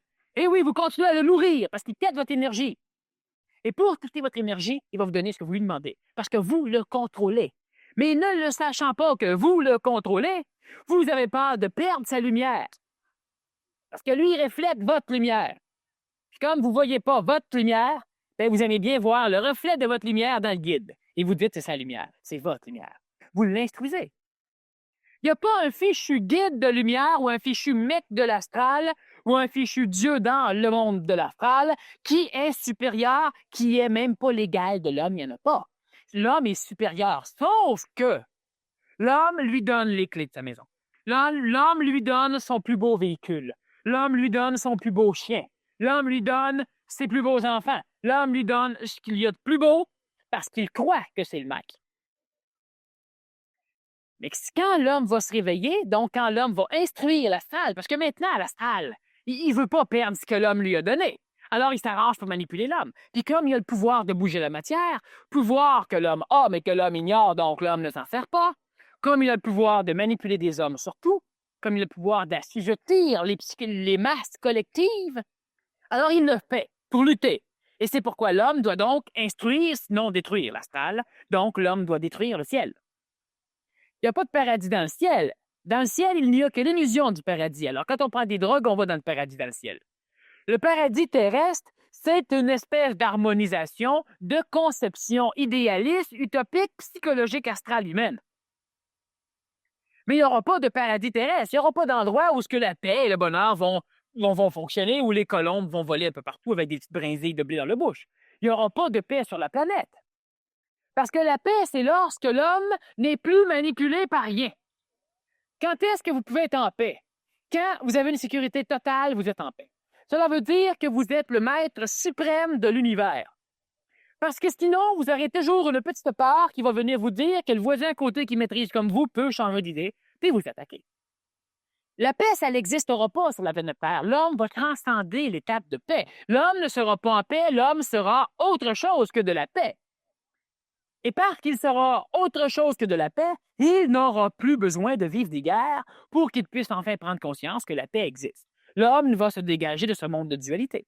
Donc, instruire le phénomène de l'astral, c'est quoi? Cela veut simplement dire que plus nous parlons, comme je le fais, comme vous l'avez fait tout à l'heure, comme d'autres le font, plus nous parlons, plus nous nous servons du verbe, de la parole, plus nous plaçons dans l'astral des mémoires qui vont devoir être assimilées par ces phénomènes. Et à un moment donné, ce que nous pensons, ce que nous disons, surtout ce que nous disons, va se matérialiser et nous allons pouvoir le faire. L'homme est un créateur. Il est dans un contexte temporel, spatio-temporel, qui allonge la création, c'est-à-dire que cela prend du temps. Mais ce n'est pas parce que cela prend du temps que l'homme ne crée pas. Et parce que l'homme commence à créer, que l'homme oublie, quand cette chose apparaît, l'homme parle de hasard, l'homme parle de destinée, l'homme parle de Dieu, l'homme parle de plusieurs choses. Si on regarde les livres sacrés, disons, de certaines églises, chaque fois que l'homme fait quelque chose de bien, il est relié aux forces du bien. Chaque fois que l'homme fait quelque chose de mal, c'est les forces du mal qui viennent l'habiter. Alors, à quoi sert l'homme là-dedans s'il est juste là pour être manipulé par des forces du bien ou des forces du mal, puis lui, sa penture entre les deux? À quoi il sert? Ça ne fonctionne pas comme ça, sauf si l'homme daigne désirer que ça marche de même. Ah, là, ça va marcher comme ça. Votre patron qui vous emploie, est-ce qu'il est obligé de vous faire gonfler ses pneus de char? Est-ce qu'il est obligé de vous faire laver son char? Est-ce qu'il est obligé de vous faire passer prendre son fils à l'école? Est-ce qu'il est obligé de vous faire torcher son antenne d'auto? Non. Mais si vous acceptez de le faire parce que vous décidez que c'est votre patron, pas seulement pour le travail, que c'est votre patron total, que c'est votre manipulateur suprême, que vous allez haïr, que vous allez maudire, et que jamais vous allez dire non à lui. Jamais vous allez refuser. De peur de perdre ce que votre patron ne vous donne pas. Parce que c'est votre patron au niveau du travail, mais ce n'est pas votre patron au niveau de tout le reste. Mais vous avez l'impression que vous allez être perdu. Vous n'aurez plus de clé. S'il vous met dehors, vous ne serez plus un homme. Vous allez être... la société va s'occuper de vous. Vous allez être carrément un écueil, un récif, un manqué, un raté. Là, vous déhissez votre patron. Mais on fait la même chose avec tout le reste. Parce que le patron, s'il n'y a pas d'employés, il ne travaille pas. Le patron, il est payé par les employés pour dire aux employés de travailler plus. Parce que le patron, il ne fait pas d'argent. C'est les employés qui travaillent. Mais on déhisse. Il en faut un patron pour coordonner, soit. Mais c'est tout. Et c'est la même chose pour tout ce que l'on crée. Alors, commencez à mettre dans l'astral de la paix, mais pas de la paix expérientielle avec de l'espérance, pas de la paix qui dit que, ah oui, l'homme va arriver à, il faudrait, tuons tous ceux qui sont contre. Pas ça. Il faut intelligencer la paix. Il faut voir intelligemment pourquoi on devrait arriver on devrait se diriger vers un contexte plus harmonieux. C'est encore mieux que la paix. Pourquoi? Pas pour fuir nos peurs, pas pour fuir les guerres, pas pour fuir la souffrance, c'est ridicule. Pourquoi? Trouvons une idée intelligente, c'est à vous autres de trouver. Moi, j'ai trouvé une, trouvez même plusieurs. Trouvez-en une idée intelligente. Pourquoi? Et instruisez l'astral, autrement dit, parlez-en. Et c'est sûr que si à un moment donné, on fait des bandes dessinées qui sont, non pas spirituelles, qui parlent de l'intelligence, de la paix, qui parlent de l'écologie harmonieuse, qui pourrait s'appeler la paix, qui expliquent intelligemment les mécanismes qui forcent l'humanité à vivre dans une relation entre l'homme et les autres, l'homme et la matière, l'homme et les autres espèces vivantes, et que pour que cette harmonie, qu'il y ait une harmonie écologique, bien, il faut qu'il y ait certaines lois qui soient respectées. Et lorsque ça c'est compris intelligemment, c'est évident, c'est clair, c'est simple, mais pensez-y. Là, j'en parle, c'est peut-être pas clair pour tout le monde. J'ai fait un chemin avant d'en parler. Mais, et lorsqu'on va instruire l'astral par des émissions pacifiques créatrices au lieu d'être destructrices, laissons faire pacifique, mais créons. Par des émissions de création au lieu des émissions de suspense destructeur. Imaginez-vous qu'il y a du suspense créateur aussi. Alors, lorsqu'on va faire ça, évidemment, on va instruire et d'ici peu, d'ici quelques 10, 15, 20, 30 ans, on aura ici, pour commencer, si on commence ici, ou on aura ailleurs aussi, ça commence ailleurs, une société qui sera une société nouvelle avec des hommes nouveaux dedans. Quand je dis homme, je parle de femmes et d'enfants, ça va de soi. Il faut instruire l'astral, il faut instruire notre collectivité, il faut s'instruire soi-même, il faut en parler. Quand tu parles, Daniel, d'instruire l'astral, si c'est des films du genre que tu dis n'apparaissent pas sur le marché, c'est-tu parce qu'il y a un blocage systématique de l'astral ou il n'y a pas suffisamment de gens instruits ou instruits à ce genre de phénomène pour aller les voir s'ils sortiraient? Il n'y a pas assez de monde qui vont se déplacer pour voir le film. Alors, automatiquement, on veut vivre. Alors, on met des films qui pognent. Quel film réellement constructeur? Cherchez un film constructeur. Dans les films constructeurs, on a souvent que des films spirituellement constructeurs, ce qui n'est pas mauvais. Alors, on a Jonathan Livingston-Le Goéland, un film constructeur. Il est instructif, mais il est constructeur. Mais cherchons-en des films. On peut chercher. Il y a Les Robinson et les Rocheuses. C'est un film quétaine, personne ne le voir. Ils sont essayés avec le tome 2. Là, ils n'ont pas essayé le tome 3. Cherchez, de les voir. Puis ça, c'est pas nécessaire. Il suffit simplement qu'on sait d'aller les voir pour qu'à un moment donné, ils nous en mettent d'autres. Mais on ne cessera pas d'aller les voir parce qu'on va te dire, ben oui, moi, si je ne vais pas, les autres, ils vont. Fait que moi, le cas, je vais passer 5 ans chez moi à pas y aller le voir, à attendre qu'il va en mettre que j'aime. Fait que j'aime autant m'habituer à aimer ceux-là, puis je vais y aller.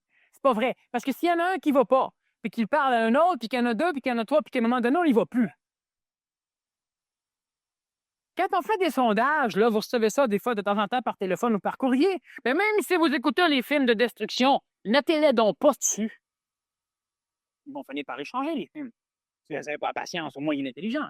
C'est l'homme qui va le changer. C'est pas le constructeur. Celui qui fait des films, il veut vivre. Il a besoin d'argent parce qu'il y a 3 chalets à entretenir, il y a 8 bateaux, 2 maisons. Alors, ça prend de l'argent, vous comprenez bien, c'est évident. Alors donc, il doit financer. Et il va donner à la population ce que la population demande. C'est un homme de bonne volonté. Il tient à donner à l'homme ce que l'homme veut. Il ne tient pas à imposer à l'homme. C'est vrai, c'est pas une farce, c'est pas un jeu de mots. Ils sont de bonne volonté. Mais la population de bonne volonté aussi, elle est là et elle déguste les films qui ne lui plaisent pas foncièrement. Alors, on a des émissions de télévision qui ne plaisent pas aux adultes parce qu'à un moment donné, les enfants ont des problèmes. On en parle de temps en temps. Combien de meurtres un enfant de 12 ans a vu? Alors, un enfant de 12 ans a assisté déjà à quelques milliers de meurtres, à quelques milliers de viols. Il a assisté à quelques millions de vols par infraction, de batailles. Tout ça à la télévision. Alors, lui, il sort dehors et la société, c'est quoi? Bien, la société, c'est ce qu'il a vu à la télévision parce que la voiture qu'il voit, il la voit dehors. Parce que les hommes qu'il voit, il les voit dehors. Parce que les bruits qu'il entend, il les entend dehors. Donc, ce qu'il y a dans le petit écran, c'est la même chose que dans son grand écran. C'est la même chose que l'extérieur, donc évidemment, il est violent. On instruit l'astral de cette façon, mais pour ça, il faut que l'homme se décide de le faire. Et même si cela n'a pas l'air tellement évolutif, imaginez-vous pas que l'homme va évoluer seul tout le temps. L'homme va comprendre seul. Et l'homme ne se transformera pas tout le temps seul. L'homme va comprendre individuellement. Il ne peut pas faire autrement que comprendre tout seul, chez lui. Mais l'homme ne pourra pas vivre tout seul chez lui. Alors, c'est bien plus évolutif, sauf au lieu de s'occuper de notre petite évolution personnelle et privée, on parle d'évolution d'une collectivité, donc d'une évolution d'un écosystème. Et lorsqu'un écosystème, lorsqu'une région complète, dans laquelle vivent un paquet de choses qui ont besoin l'une de l'autre pour continuer à exister, c'est un écosystème. Lorsqu'on fait évoluer l'écosystème, il n'y a rien qui meurt là-dedans. Lorsqu'on évolue, on fait pousser quelque chose, qu'on bâtit une élite, ça tue autour. Jusqu'à temps que l'extérieur tue l'élite. Et c'est ce qui est arrivé en Allemagne, ce qui est arrivé à plusieurs autres places où on a privilégié une élite au détriment de la collectivité, s'imaginant que la collectivité suivrait ou mourrait. Bien, c'est pas vrai. La collectivité, elle est une masse. Elle meurt pas, puis elle suit pas. Elle tue. Alors, c'est extrêmement évolutif parce que si présentement, on fait des conférences, on fait des choses, c'est parce qu'il y a eu du monde qui ont décidé qu'il fallait que ça change puis que ça se sache. Alors, il faut poursuivre ça. Instruire l'astral, ça se fait facilement, ça se fait en parlant, ça se fait en le disant, ça se fait aussi en protestant parce que présentement, là, on est dans un cadre comme cela, mais ça se fait. Pensons-y, trouvons des idées, parlons-en. Il y a du monde qui vont avérer parce qu'ils vont comprendre, ils vont voir l'intelligence de cette transformation vers le mieux. Mais l'homme est un créateur et l'homme doit arrêter de s'assujettir à ce qu'il crée. On crée des idéologies, on est pogné par les idéologies. On crée dans la matière, on est pogné et on a peur de ce qu'on a créé. On crée dans l'astral, puis après ça, on adore ce qu'on a créé.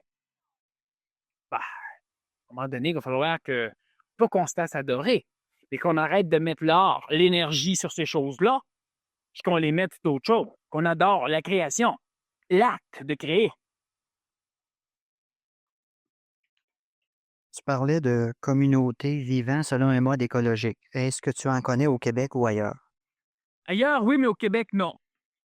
Et le ailleurs où je le connais, il est dans l'astral, dans le mental, dans le supramental. Il n'est pas dans la matière.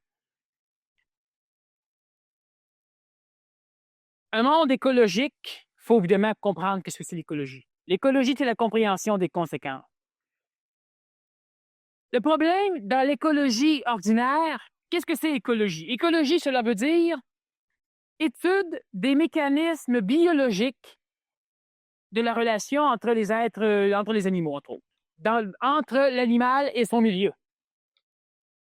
Mais qu'est-ce que c'est le milieu de l'homme? Dans quelle cadre d'évolution, dans quel milieu l'homme évolue-t-il? Le chevreuil, c'est facile à étudier, le caribou aussi. Alors, on sait que le caribou a des migrations, que le caribou mange du lichen en telle saison, que le caribou traverse des rivières et c'est un très bon nageur quand il peut nager. On sait plusieurs choses. Mais lorsque l'on parle de l'homme, quel est le milieu naturel dans lequel évolue l'homme? Alors, bêtement, il se trouve que c'est un milieu artificiel. Alors donc, il y a un maudit problème qui se pose parce qu'on ne peut pas étudier l'écologie de l'homme à partir de l'homme dans son milieu parce que son milieu est créé par l'homme. Et le milieu est en continuelle transformation, transformé par ceux qui s'adaptent et par ceux qui ne s'adaptent pas, et les deux ont été bâtis par le milieu. Un monde écologique voudrait dire un monde qui entrevoit un écosystème global, c'est-à-dire qui entrevoit le travail de la nature, de l'homme comme animal biologique et le travail des relations entre l'écosystème psychologique de l'homme qui tend à imposer ses lois à l'extérieur. C'est un travail qui est long. Il n'existe pas présentement de monde écologique, de société écologique dans matière. Il existe par contre des personnes qui présentement au Québec travaillent pour construire une société écologique, c'est-à-dire intelligente. Et ce monde-là travaille autour du projet OFSA, donc de l'Organisation du village scientifique de l'avenir. Ce que veut dire OFSA? C'est un nom bien bâtard, mais disons qu'aux enfants, ça va bien. C'est un travail qui se fait au niveau de l'être humain, mais non pas l'être humain. La société, qu'est-ce qu'elle fait? Elle est bonne. En passant, je n'attaque pas la société. La société, c'est l'homme. Alors, on ne peut pas attaquer l'homme, on est des hommes. La société, elle a été construite par l'homme pour permettre à l'homme de passer d'une façon agréable le laps de temps qu'il appelle la vie, laps de temps situé entre la naissance et la mort. Mais on n'a pas de société qui permette, fondée pour permettre à l'homme de s'améliorer. Appelez ça évolution si vous voulez. Donc, en partant, il y a un dilemme parce que l'homme a des énergies intelligentes, l'homme a des énergies mentales, l'homme est capable d'entrevoir du mieux. Donc, l'homme tend à s'améliorer. L'homme recherche l'amélioration. Et si l'homme, dans cette recherche d'amélioration, crée une société qui devrait le sécuriser et non pas lui permettre de s'améliorer, parce que l'homme a cru à un moment donné qu'une fois sécure, il s'améliorerait, mais une fois sécure, l'homme doit énergiser cette sécurité. Donc, l'homme ne s'améliore pas. Alors, donc, l'écologie d'une société, on va en parler très prochainement lors d'un symposium qui va avoir lieu, je ne sais plus quelle date, je crois que c'est fin juillet, où moi, du moins, je parlais du projet OFSA. Cette société, elle n'existe pas, elle va exister. Je ne peux pas répondre brièvement ici parce que c'est extrêmement long, c'est compliqué, il faut qu'on aborde bien des points pour expliquer ce que c'est qu'une société écologique ou intelligente. Ça va exister. C'est évident que ça va exister. Pourquoi? Pas parce que j'y tiens, parce que c'est évident. C'est-à-dire parce que c'est intelligent que ça existe. Est-ce que moi, je l'ai créé? Ça n'a aucune importance. C'est intelligent que ça va exister. Lorsqu'on a pensé, qu'on a commencé à dire qu'un jour, l'homme devrait faire le tour de la planète Terre en quelques heures, bien, à l'époque où on se promenait encore à dos d'âne, évidemment, mais c'est intelligent comme le fasse. Parce que l'homme a besoin de se déplacer d'un point à un autre parce que l'homme doit arriver à une conscience planétaire, donc l'homme doit pouvoir englober la planète. Alors, ce n'est pas un espoir, c'est intelligent. Mais à un moment donné, avec l'intelligence de l'homme, cette intelligence tend à amener l'homme à s'autodétruire. Mais l'homme se rend compte de ça. Donc, c'est évident qu'il va faire de quoi? Après un apocalypse ou sans l'apocalypse, évident. Justement, une question aussi sur l'Apocalypse. Signification, révélation du présent et du passé. L'Apocalypse peut être évité, donc peut-être pas. Alors, n'est-ce pas présent ni passé? Bon, ce que l'Apocalypse veut dire, c'est que la personne, lorsqu'elle a amené ces prophéties dans le contexte planétaire, c'était des prophéties qui révélaient quelque chose qui se passait lorsqu'elle les a révélées ou qui s'était passé. Alors donc, si on parle présent au passé, Jean de Patmos est mort il y a des milliers d'années. Alors, c'est présent ou passé, mais ça fait des milliers d'années. Donc, pour nous autres, c'est un passé. Pour lui, ça peut être présent ou passé, mais pour nous autres, c'est passé. Michel de Nostradamus, même chose, c'est passé. Edgar Cayce, c'est la même chose, c'est passé. Donc, dans son présent ou dans son passé, bien, pour nous, c'est passé. Le présent et le passé, ce n'est pas une question de ce que les autres faisaient par rapport à nous. Ce n'est pas lorsque nous lisons un livre que le présent ou le passé s'applique. Présentement, l'humanité n'est pas en apocalypse. Ça fait plus de 30 ans qu'on n'a pas eu de guerre à l'échelle du monde connu, donc à l'échelle planétaire. Ça fait plus de 30 ans. Et là, tout le monde dit, « Hey, mène-toi, dans l'histoire de l'humanité, tous les 30-35 ans, il y a un conflit énorme. » Alors, il y a eu Gengis Khan, il y a eu Kubilai Khan, il y a eu Napoléon, il y en a eu d'autres avant, il y a eu Philippe de Macédoine, il y en a un paquet. Il y a eu Adolf Hitler. Toutes les 30 ou 35 ans, on avait, à l'échelle du monde connu, évidemment, Jules César a colonisé la planète Terre. Pour lui, le monde connu. Il n'a pas colonisé l'Amérique, il ne la connaissait pas. Donc, on a eu à tous les 30-35 ans. Alors, qu'est-ce qu'on dit? On ne dit pas crime, ça fait 45 ans qu'il n'a pas. On dit, ça fait 45 ans qu'il n'a pas, va en avoir une, va être terrible. C'est ça qu'on dit. Alors, c'est toujours ça le maudit problème, c'est qu'on la veut. On la veut, cet holocauste-là, on la veut. On la veut pas, mais on la veut en maudit. Alors donc, au lieu de toujours penser présent, passé, Thomas-Édouard Laurence disait un jour, lorsque c'est Laurence d'Arabie, pour ceux qui connaissent, disait un jour à un mec dans le désert d'Arabie, « Nous allons prendre telle ville. » Et le mec lui répond, « C'est impossible. C'est écrit que nous allons perdre. » Alors, il fait un tour sur lui-même, il regarde le bonhomme et dit « Non, c'est écrit qu'on va gagner. » C'est écrit. Lui, il s'est fait avoir parce qu'imaginez-vous que les forces d'Astral, ils jouent fort. Parce qu'un jour, Thomas-Édouard Laurence, donc, s'en allait, c'est un journaliste anglais, à d'autres chameaux, et voyageant dans le désert avec d'autres, avec des habitants d'Arabie, donc des Arabes, ils ont dû traverser un immense désert où il n'y a pas d'eau pour arriver derrière une ville, sur le bord d'un océan.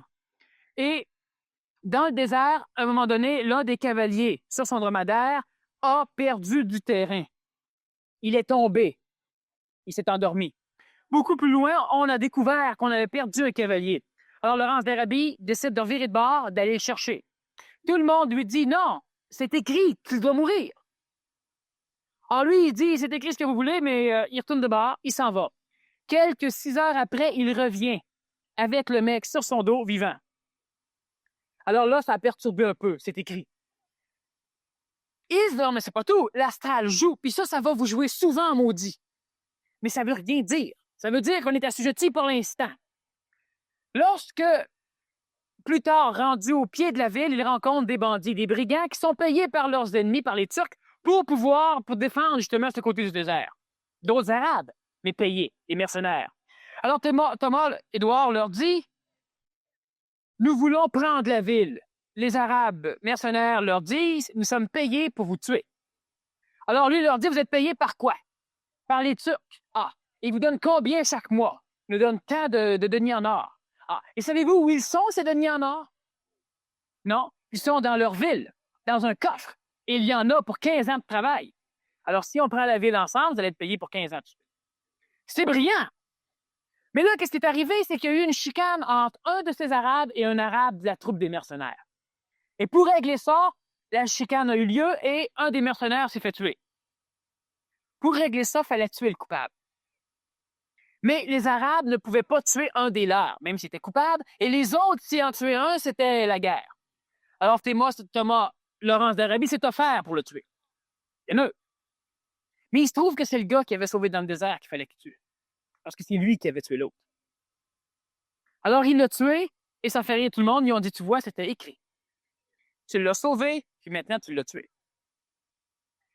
L'astral joue. Il se trouve que tout a coïncidé de façon à ce qu'à un moment donné, l'événement puisse prouver à tout le peuple qu'effectivement, Thomas-Édouard Laurence est allé contre Allah. C'était écrit qu'il devait mourir et Thomas a dû souffrir en retirant la vie qu'il avait donnée au gars. C'était écrit. Et c'était la preuve. Une preuve irréfutable. Mais par après, 3 fois, Laurence d'Arabie a prouvé que ce qui était écrit pouvait être effacé et réécrit. La ville qui ne pouvait pas être prise a été prise. Les canons qui devaient se trouver face aux hommes étaient à l'opposé des hommes, etc., etc., etc. Alors, je vous conte cette petite histoire simplement pour bien vous faire voir l'intelligence d'un homme un homme mental qui se savait supérieur. Il est à dos de chameau, il a son voisin à côté et il voyage dans le désert pour rejoindre des troupes. C'est la première fois qu'il va dans le désert. Et il a soif. Et le Bédouin lui sort la gourde et dit « Tiens, bois ». Alors Thomas vient pour boire, il dit « Non, bois, toi ». L'Arabe dit « Non, moi, je bois pas, je bois dans 2 heures ». Alors notre Anglais, il dit « Parfait, moi avec dans 2 heures ». Parce qu'il est capable, mais tout le monde est capable. Sauf que tout le monde ne le sait pas. 3 fois dans cet immense contexte, et d'ailleurs, c'est lui qui a libéré l'Arabie des forces,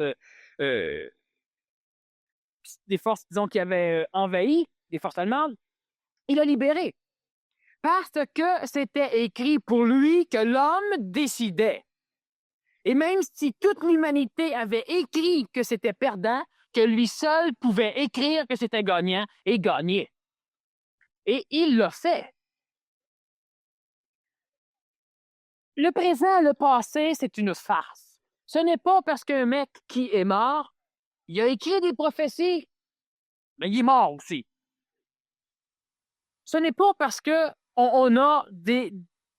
ce n'est pas parce que l'humanité a fait 20 fois la même erreur que nous devons la faire une 21e fois. Le 21e siècle peut être différent. Ça dépend de l'homme. Et c'est de l'évolution totalement ésotérique. Ce n'est pas de l'évolution spirituelle qui enseigne à l'homme comment espérer, comment attendre au lieu d'enseigner à... Donc, Daniel, ton bonhomme, il réécrivait à mesure par-dessus les événements qui étaient écrits. C'est-à-dire que dans la croyance populaire, telle chose était écrite. Mais il se trouve encore une fois que ce n'était pas écrit. C'est l'homme qui décidait que c'était écrit, et l'homme décidait qu'Allah le voulait, et l'homme décidait de se mettre à genoux devant la décision de la collectivité, même si maintenant il l'appelait Allah, et au nom de notre culpabilité, au nom de notre peur, au nom de notre lâcheté, au nom de notre esprit de défaite, autrement dit, au nom de Dieu, nous allons perdre. Nous devons accepter de perdre. Et un autre bonhomme arrive et il dit au nom de l'homme, au nom de moi-même, moi tout seul, je peux vous le prouver. Imagine-toi s'il arrêtait la gang à vouloir le prouver. C'est rarement comme ça parce que l'homme a besoin d'un leader. L'homme n'est pas capable parce qu'il n'a pas encore l'énergie intelligente pour le faire. L'homme n'est pas suffisamment énergisé dans son intelligence, dans l'intelligence supramentale pour le faire. L'homme a besoin de suivre. L'homme a besoin de prendre quelqu'un, de le mettre en haut. S'il n'y a personne, il le crée dans l'astral. Alors donc, ce qui est écrit par la collectivité. Si nous voulons tous accepter un apocalypse, il y aura apocalypse. Si nous voulons tous refuser l'apocalypse, il n'y en aura pas. Il y aura des guerres, peut-être, mais ce ne sera pas un apocalypse dans la tête de la personne qui va vivre la guerre. Il y en a eu plein de guerres ailleurs, ce n'est pas des apocalypses. Regarde simplement, lisez les journaux. On a des tornades présentement. Et chaque fois, on a écrit en dessous je croyais que c'était la fin du monde. C'est sa maison qui tombait. C'est important, le gars. Mais c'est toujours des allusions à des apocalypses. Au lieu de faire des allusions d'autres choses. À l'époque où on avait des tremblements de terre au Japon, c'était pas la fin du monde. Mais présentement, chaque fois que dans un monde non expérimenté, le monde américain entre autres, il se passe quelque chose, c'est la fin du monde. Tout le temps. Puis ça, c'est à changer dans la tête du monde parce que c'est cristallisant. On peut cristalliser un avenir démoniaque. Puis c'est l'homme qui va l'avoir créé. C'est pas parce que ça va avoir été écrit. Nostradamus pourra se féliciter d'avoir convaincu l'humanité future d'entrer en apocalypse. Parce que ce n'est pas écrit. C'est écrit dans un livre. Plus on le lit, plus c'est écrit dans l'astral. Plus on y croit, plus on énergise dans l'astral, dans le ciel. Et à un moment donné, c'est écrit. Mais ça n'empêche pas qu'on peut écrire, on peut réécrire l'histoire, on peut la transformer complètement. Dernière question écrite, justement. Que penses-tu de la Bible? Peut-on en croire son authenticité en ce qui concerne la parole de Dieu? Bon. Il y en a déjà qui ont plusieurs réponses, en tout cas. Biblos. Pouvons-nous croire en l'authenticité de quelque chose? Est-ce que l'homme peut croire quelque chose? Est-ce que l'homme devrait croire quelque chose? Croire voulant dire, évidemment, ne pas vérifier.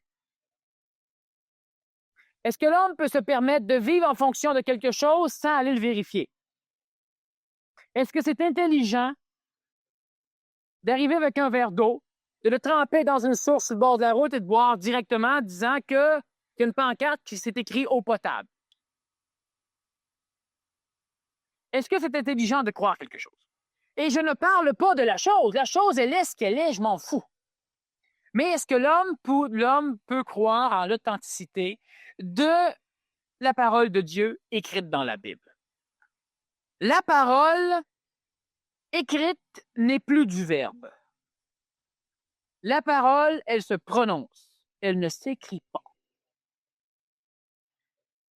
Est-ce que l'homme peut vérifier si c'est Dieu qui, avec une plume, a écrit dans la Bible? Est-ce que l'homme peut vérifier si ce qui a été écrit n'a pas été coloré? Est-ce que l'homme peut vérifier l'histoire écrite par les successeurs de Dieu dans la Bible, les évangélistes et tous les autres? Si l'homme ne peut pas vérifier quoi que ce soit là-dedans, y croire, c'est s'évertuer à orchestrer sa vie en fonction de quelque chose qui peut être faux et qui peut être vrai. C'est accepter de placer tous nos efforts dans un pont qui n'existe peut-être même pas. Le vérifier, c'est dur. Le vérifier, c'est impossible. Ben, c'est pas une raison pour y croire. L'homme a suffisamment d'intelligence, il peut s'ajuster dans son intelligence, il peut être ajusté par l'énergie supramentale, mais à la condition que l'homme ne croit pas. On a fait des guerres parce qu'on a cru la parole de Dieu. C'est-à-dire que qu'est-ce qu'on a cru? Dans la Bible, il n'y a rien de faux. Il n'y a rien de vrai non plus. Il y a des mots. Mais lorsqu'on lit la Bible ou lorsqu'on lit un livre, qu'est-ce qu'on lit? Pourquoi chaque personne qui lit la Bible est-il capable de l'expliquer différemment? Pourquoi au nom de la Bible venons-nous vanter les énergies jéhoviques? Pourquoi au nom de la Bible venons-nous vanter les énergies de Moroni? Pourquoi au nom de la Bible venons-nous vanter les énergies de Saint-Pierre, du pape? Pourquoi au nom de la Bible avons-nous tant de différences?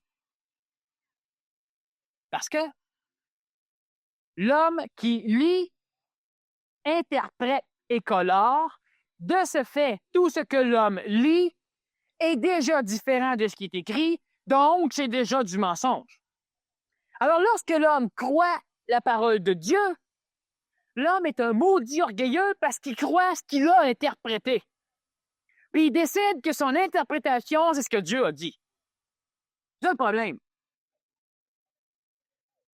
Pourquoi avons-nous des témoins de Jéhovah, des Mormons, des chrétiens de la Pentecôte, des chrétiens tout court, des Juifs, des ci et des ça? Pourquoi? Parce qu'on a différentes personnes qui lisent, et ces différentes personnes lisant l'interprètent et se disent qu'ils ont compris ce qui a été écrit. Alors donc, c'est la parole de Dieu, leur parole. Et c'est vrai que c'est la parole de Dieu. C'est leur parole, l'homme est un Dieu. On ne peut pas croire la parole de Dieu. On ne peut croire, si l'on veut, que ce que l'on sait.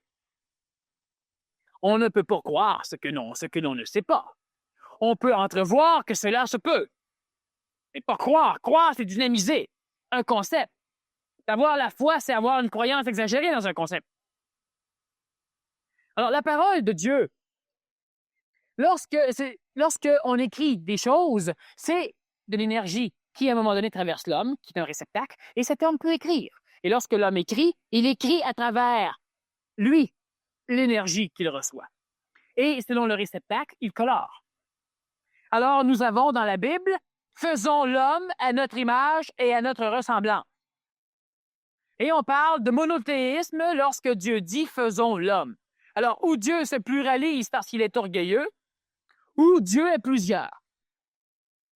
Mais il y a une autre chose, c'est que l'homme qui a été créé par les dieux, il se trouve que c'est la représentation idéologique de ce que l'espèce humaine veut être. Et lorsque c'est écrit « faisons », pluriel, l'homme lit idéologion ce que nous voulons être à notre image et à notre ressemblance. C'est bien clair, et vous pouvez vous amuser d'ailleurs à relire ce passage de la Genèse pour bien vous amuser à interpréter, qu'effectivement, l'homme a créé Dieu à son image et à sa ressemblance. et qu'après, l'homme a créé l'espèce humaine dans sa psychologie et il a décidé que l'homme, c'était Dieu. Et il a décidé que Dieu était l'homme et tout ce charabia au complet pour que l'homme puisse arriver à se mettre à genoux devant sa créature. On dit que Dieu s'est fait homme. Les énergies supérieures, christiques ou supramentales, ont dû évoluer jusqu'à temps qu'ils ont pu être reçus par un être humain, Jésus-Christ. Jésus tout court. Il est devenu Jésus-Christ après. Est-ce que nous pouvons croire les évangiles? Les évangiles ont été écrits, le premier, 90 ans après la mort ou la disparition du Nazaréen. 90 ans après, il a été accepté parce qu'on a pris 90 ans à se demander si on le publiait ou non. Et quelques centaines d'années après la disparition du Nazaréen, on a finalisé les 4 évangiles et il y en a eu plus que 4 décrits. Alors donc, pouvons-nous croire ce qui a été censuré par l'homme au nom de Dieu? Pourquoi, à un moment donné, Dieu dit-il, au nom de Dieu d'ailleurs, Dieu dit-il que la femme n'a pas d'âme? Et que lorsque la femme a un pouvoir politique, après un concile au Vatican, c'est maintenant accepté dans la religion que la femme a une âme. Alors Dieu vient de changer d'idée. Et c'est la parole de Dieu. C'est le représentant vivant de Dieu qui parle, le pape. Lorsque, vous vous rappelez sans doute des messes à gogo, pourquoi avons-nous... Bon, pourquoi? Parce que la parole de Dieu, elle est interprétée par l'homme, et chaque fois que l'homme entend, lit ou n'importe quoi, n'importe quelle parole, il l'interprète. Croire, c'est accepter de ne pas vérifier. Puis accepter de ne pas vérifier, c'est tout à fait piscéen. Ce n'est pas un surhomme qui accepte de ne pas vérifier ou de ne pas avoir confiance. Confiance en soi lorsque nous savons ce que l'autre peut faire, ça va. Mais je ne rencontrerai pas une personne sur la rue et elle va me dire « Donne-moi 20 000 $, je t'en ramène 1 million demain matin, mais j'y fais confiance. » On ne croira pas ça.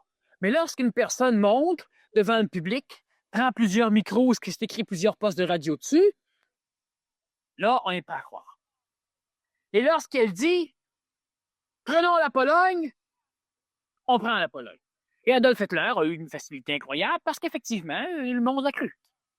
Et Napoléon, même chose. Et plusieurs, même chose. Ça dépend du contexte. On rit dans un contexte, on va savoir dans l'autre contexte. Alors, il n'est pas question de croyance, il n'est pas question de croire la parole de Dieu. La Bible, c'est un livre farfelu qui compte une histoire farfelue. Et pourquoi c'est farfelu? Parce que l'homme qui le lit est un homme farfelu. Pourquoi c'est farfelu?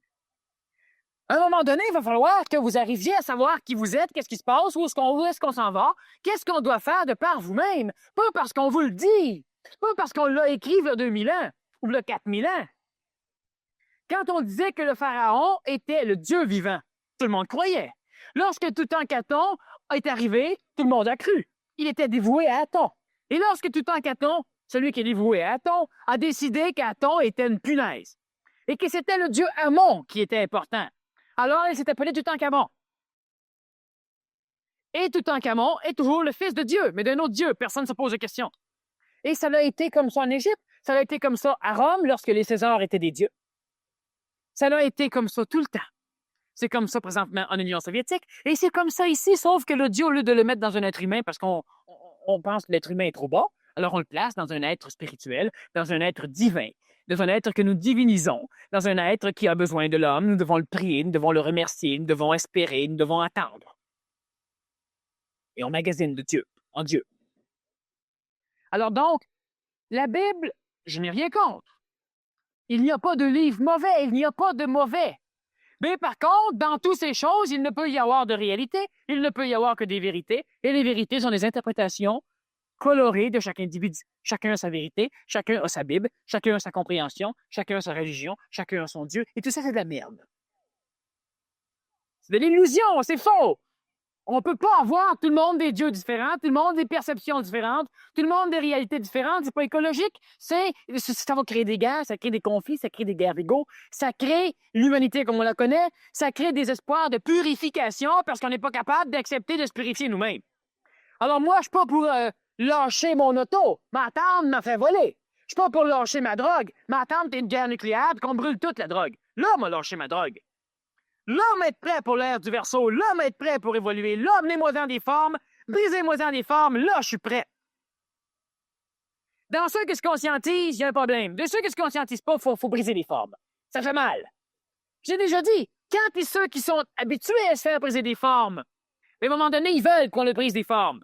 Mais il faut s'organiser pour briser cette maudite forme-là, parce qu'on peut plus briser de forme, on peut plus avancer. Et briser des formes, c'est pas plaisant. C'est un entretien de la psychologie. C'est une nourriture pour la psychologie. Ça la prépare à découvrir ce qu'elle est. Elle est basse, pas l'homme. Mais vu qu'elle se croit l'homme et que vous croyez que ça, c'est l'homme, ben vous croyez, bon. Faut que l'homme arrive à briser la coquille. Cette coquille va être brisée. Mais ce n'est pas nécessaire qu'on la brise avec une explosion nucléaire. C'est nécessaire qu'elle soit brisée. Et ça repose entre les mains des hommes de l'humanité. Et quand je dis qu'il faut en parler à l'extérieur, c'est pas une farce. Il n'y a pas d'évolution possible dans l'individu s'il n'y a pas une évolution dans la collectivité. C'est une évolution collectivement individuelle ou individuellement collective, mais on doit en parler. Il n'y a rien à faire. Puis ça, tant que ça ne sera pas compris, moi, je ne pourrais pas passer à d'autres sujets pour la simple raison qu'il n'y a rien à faire. Il n'y a rien à faire. Il y a d'autres conférenciers dans la province qui parlent, qui sont puissants, mais qui s'en vont présentement dans le social. Plus dans l'ésotérisme. Pourquoi plus dans l'ésotérisme? Parce qu'il n'y a plus rien dans l'ésotérisme à aller chercher pour l'instant. On doit s'en aller dans le social parce que l'homme doit évoluer en société. Et dans cette évolution sociétaire, il doit évoluer individuellement, soit. Mais on ne peut plus avancer rapidement dans l'ésotérisme parce que ce qui devait être fait a été fait et maintenant on doit avancer dans une ésotérisation sociale. On doit ésotériser la société, c'est-à-dire que nous devons nous arranger pour que le cadre extérieur dans lequel vous pataugez s'améliore. Quand est-ce que l'homme a conscience qu'il vit dans une société? Jamais. De ce fait, il se fout de la société. Il bénéficie, il donne parce qu'on l'oblige, mais il n'a pas conscience de ce qu'il fait. Il est tout content de ne pas payer des impôts, mais ces impôts lui fournissent la police, les pompiers, les rues, l'asphalte, tout ça.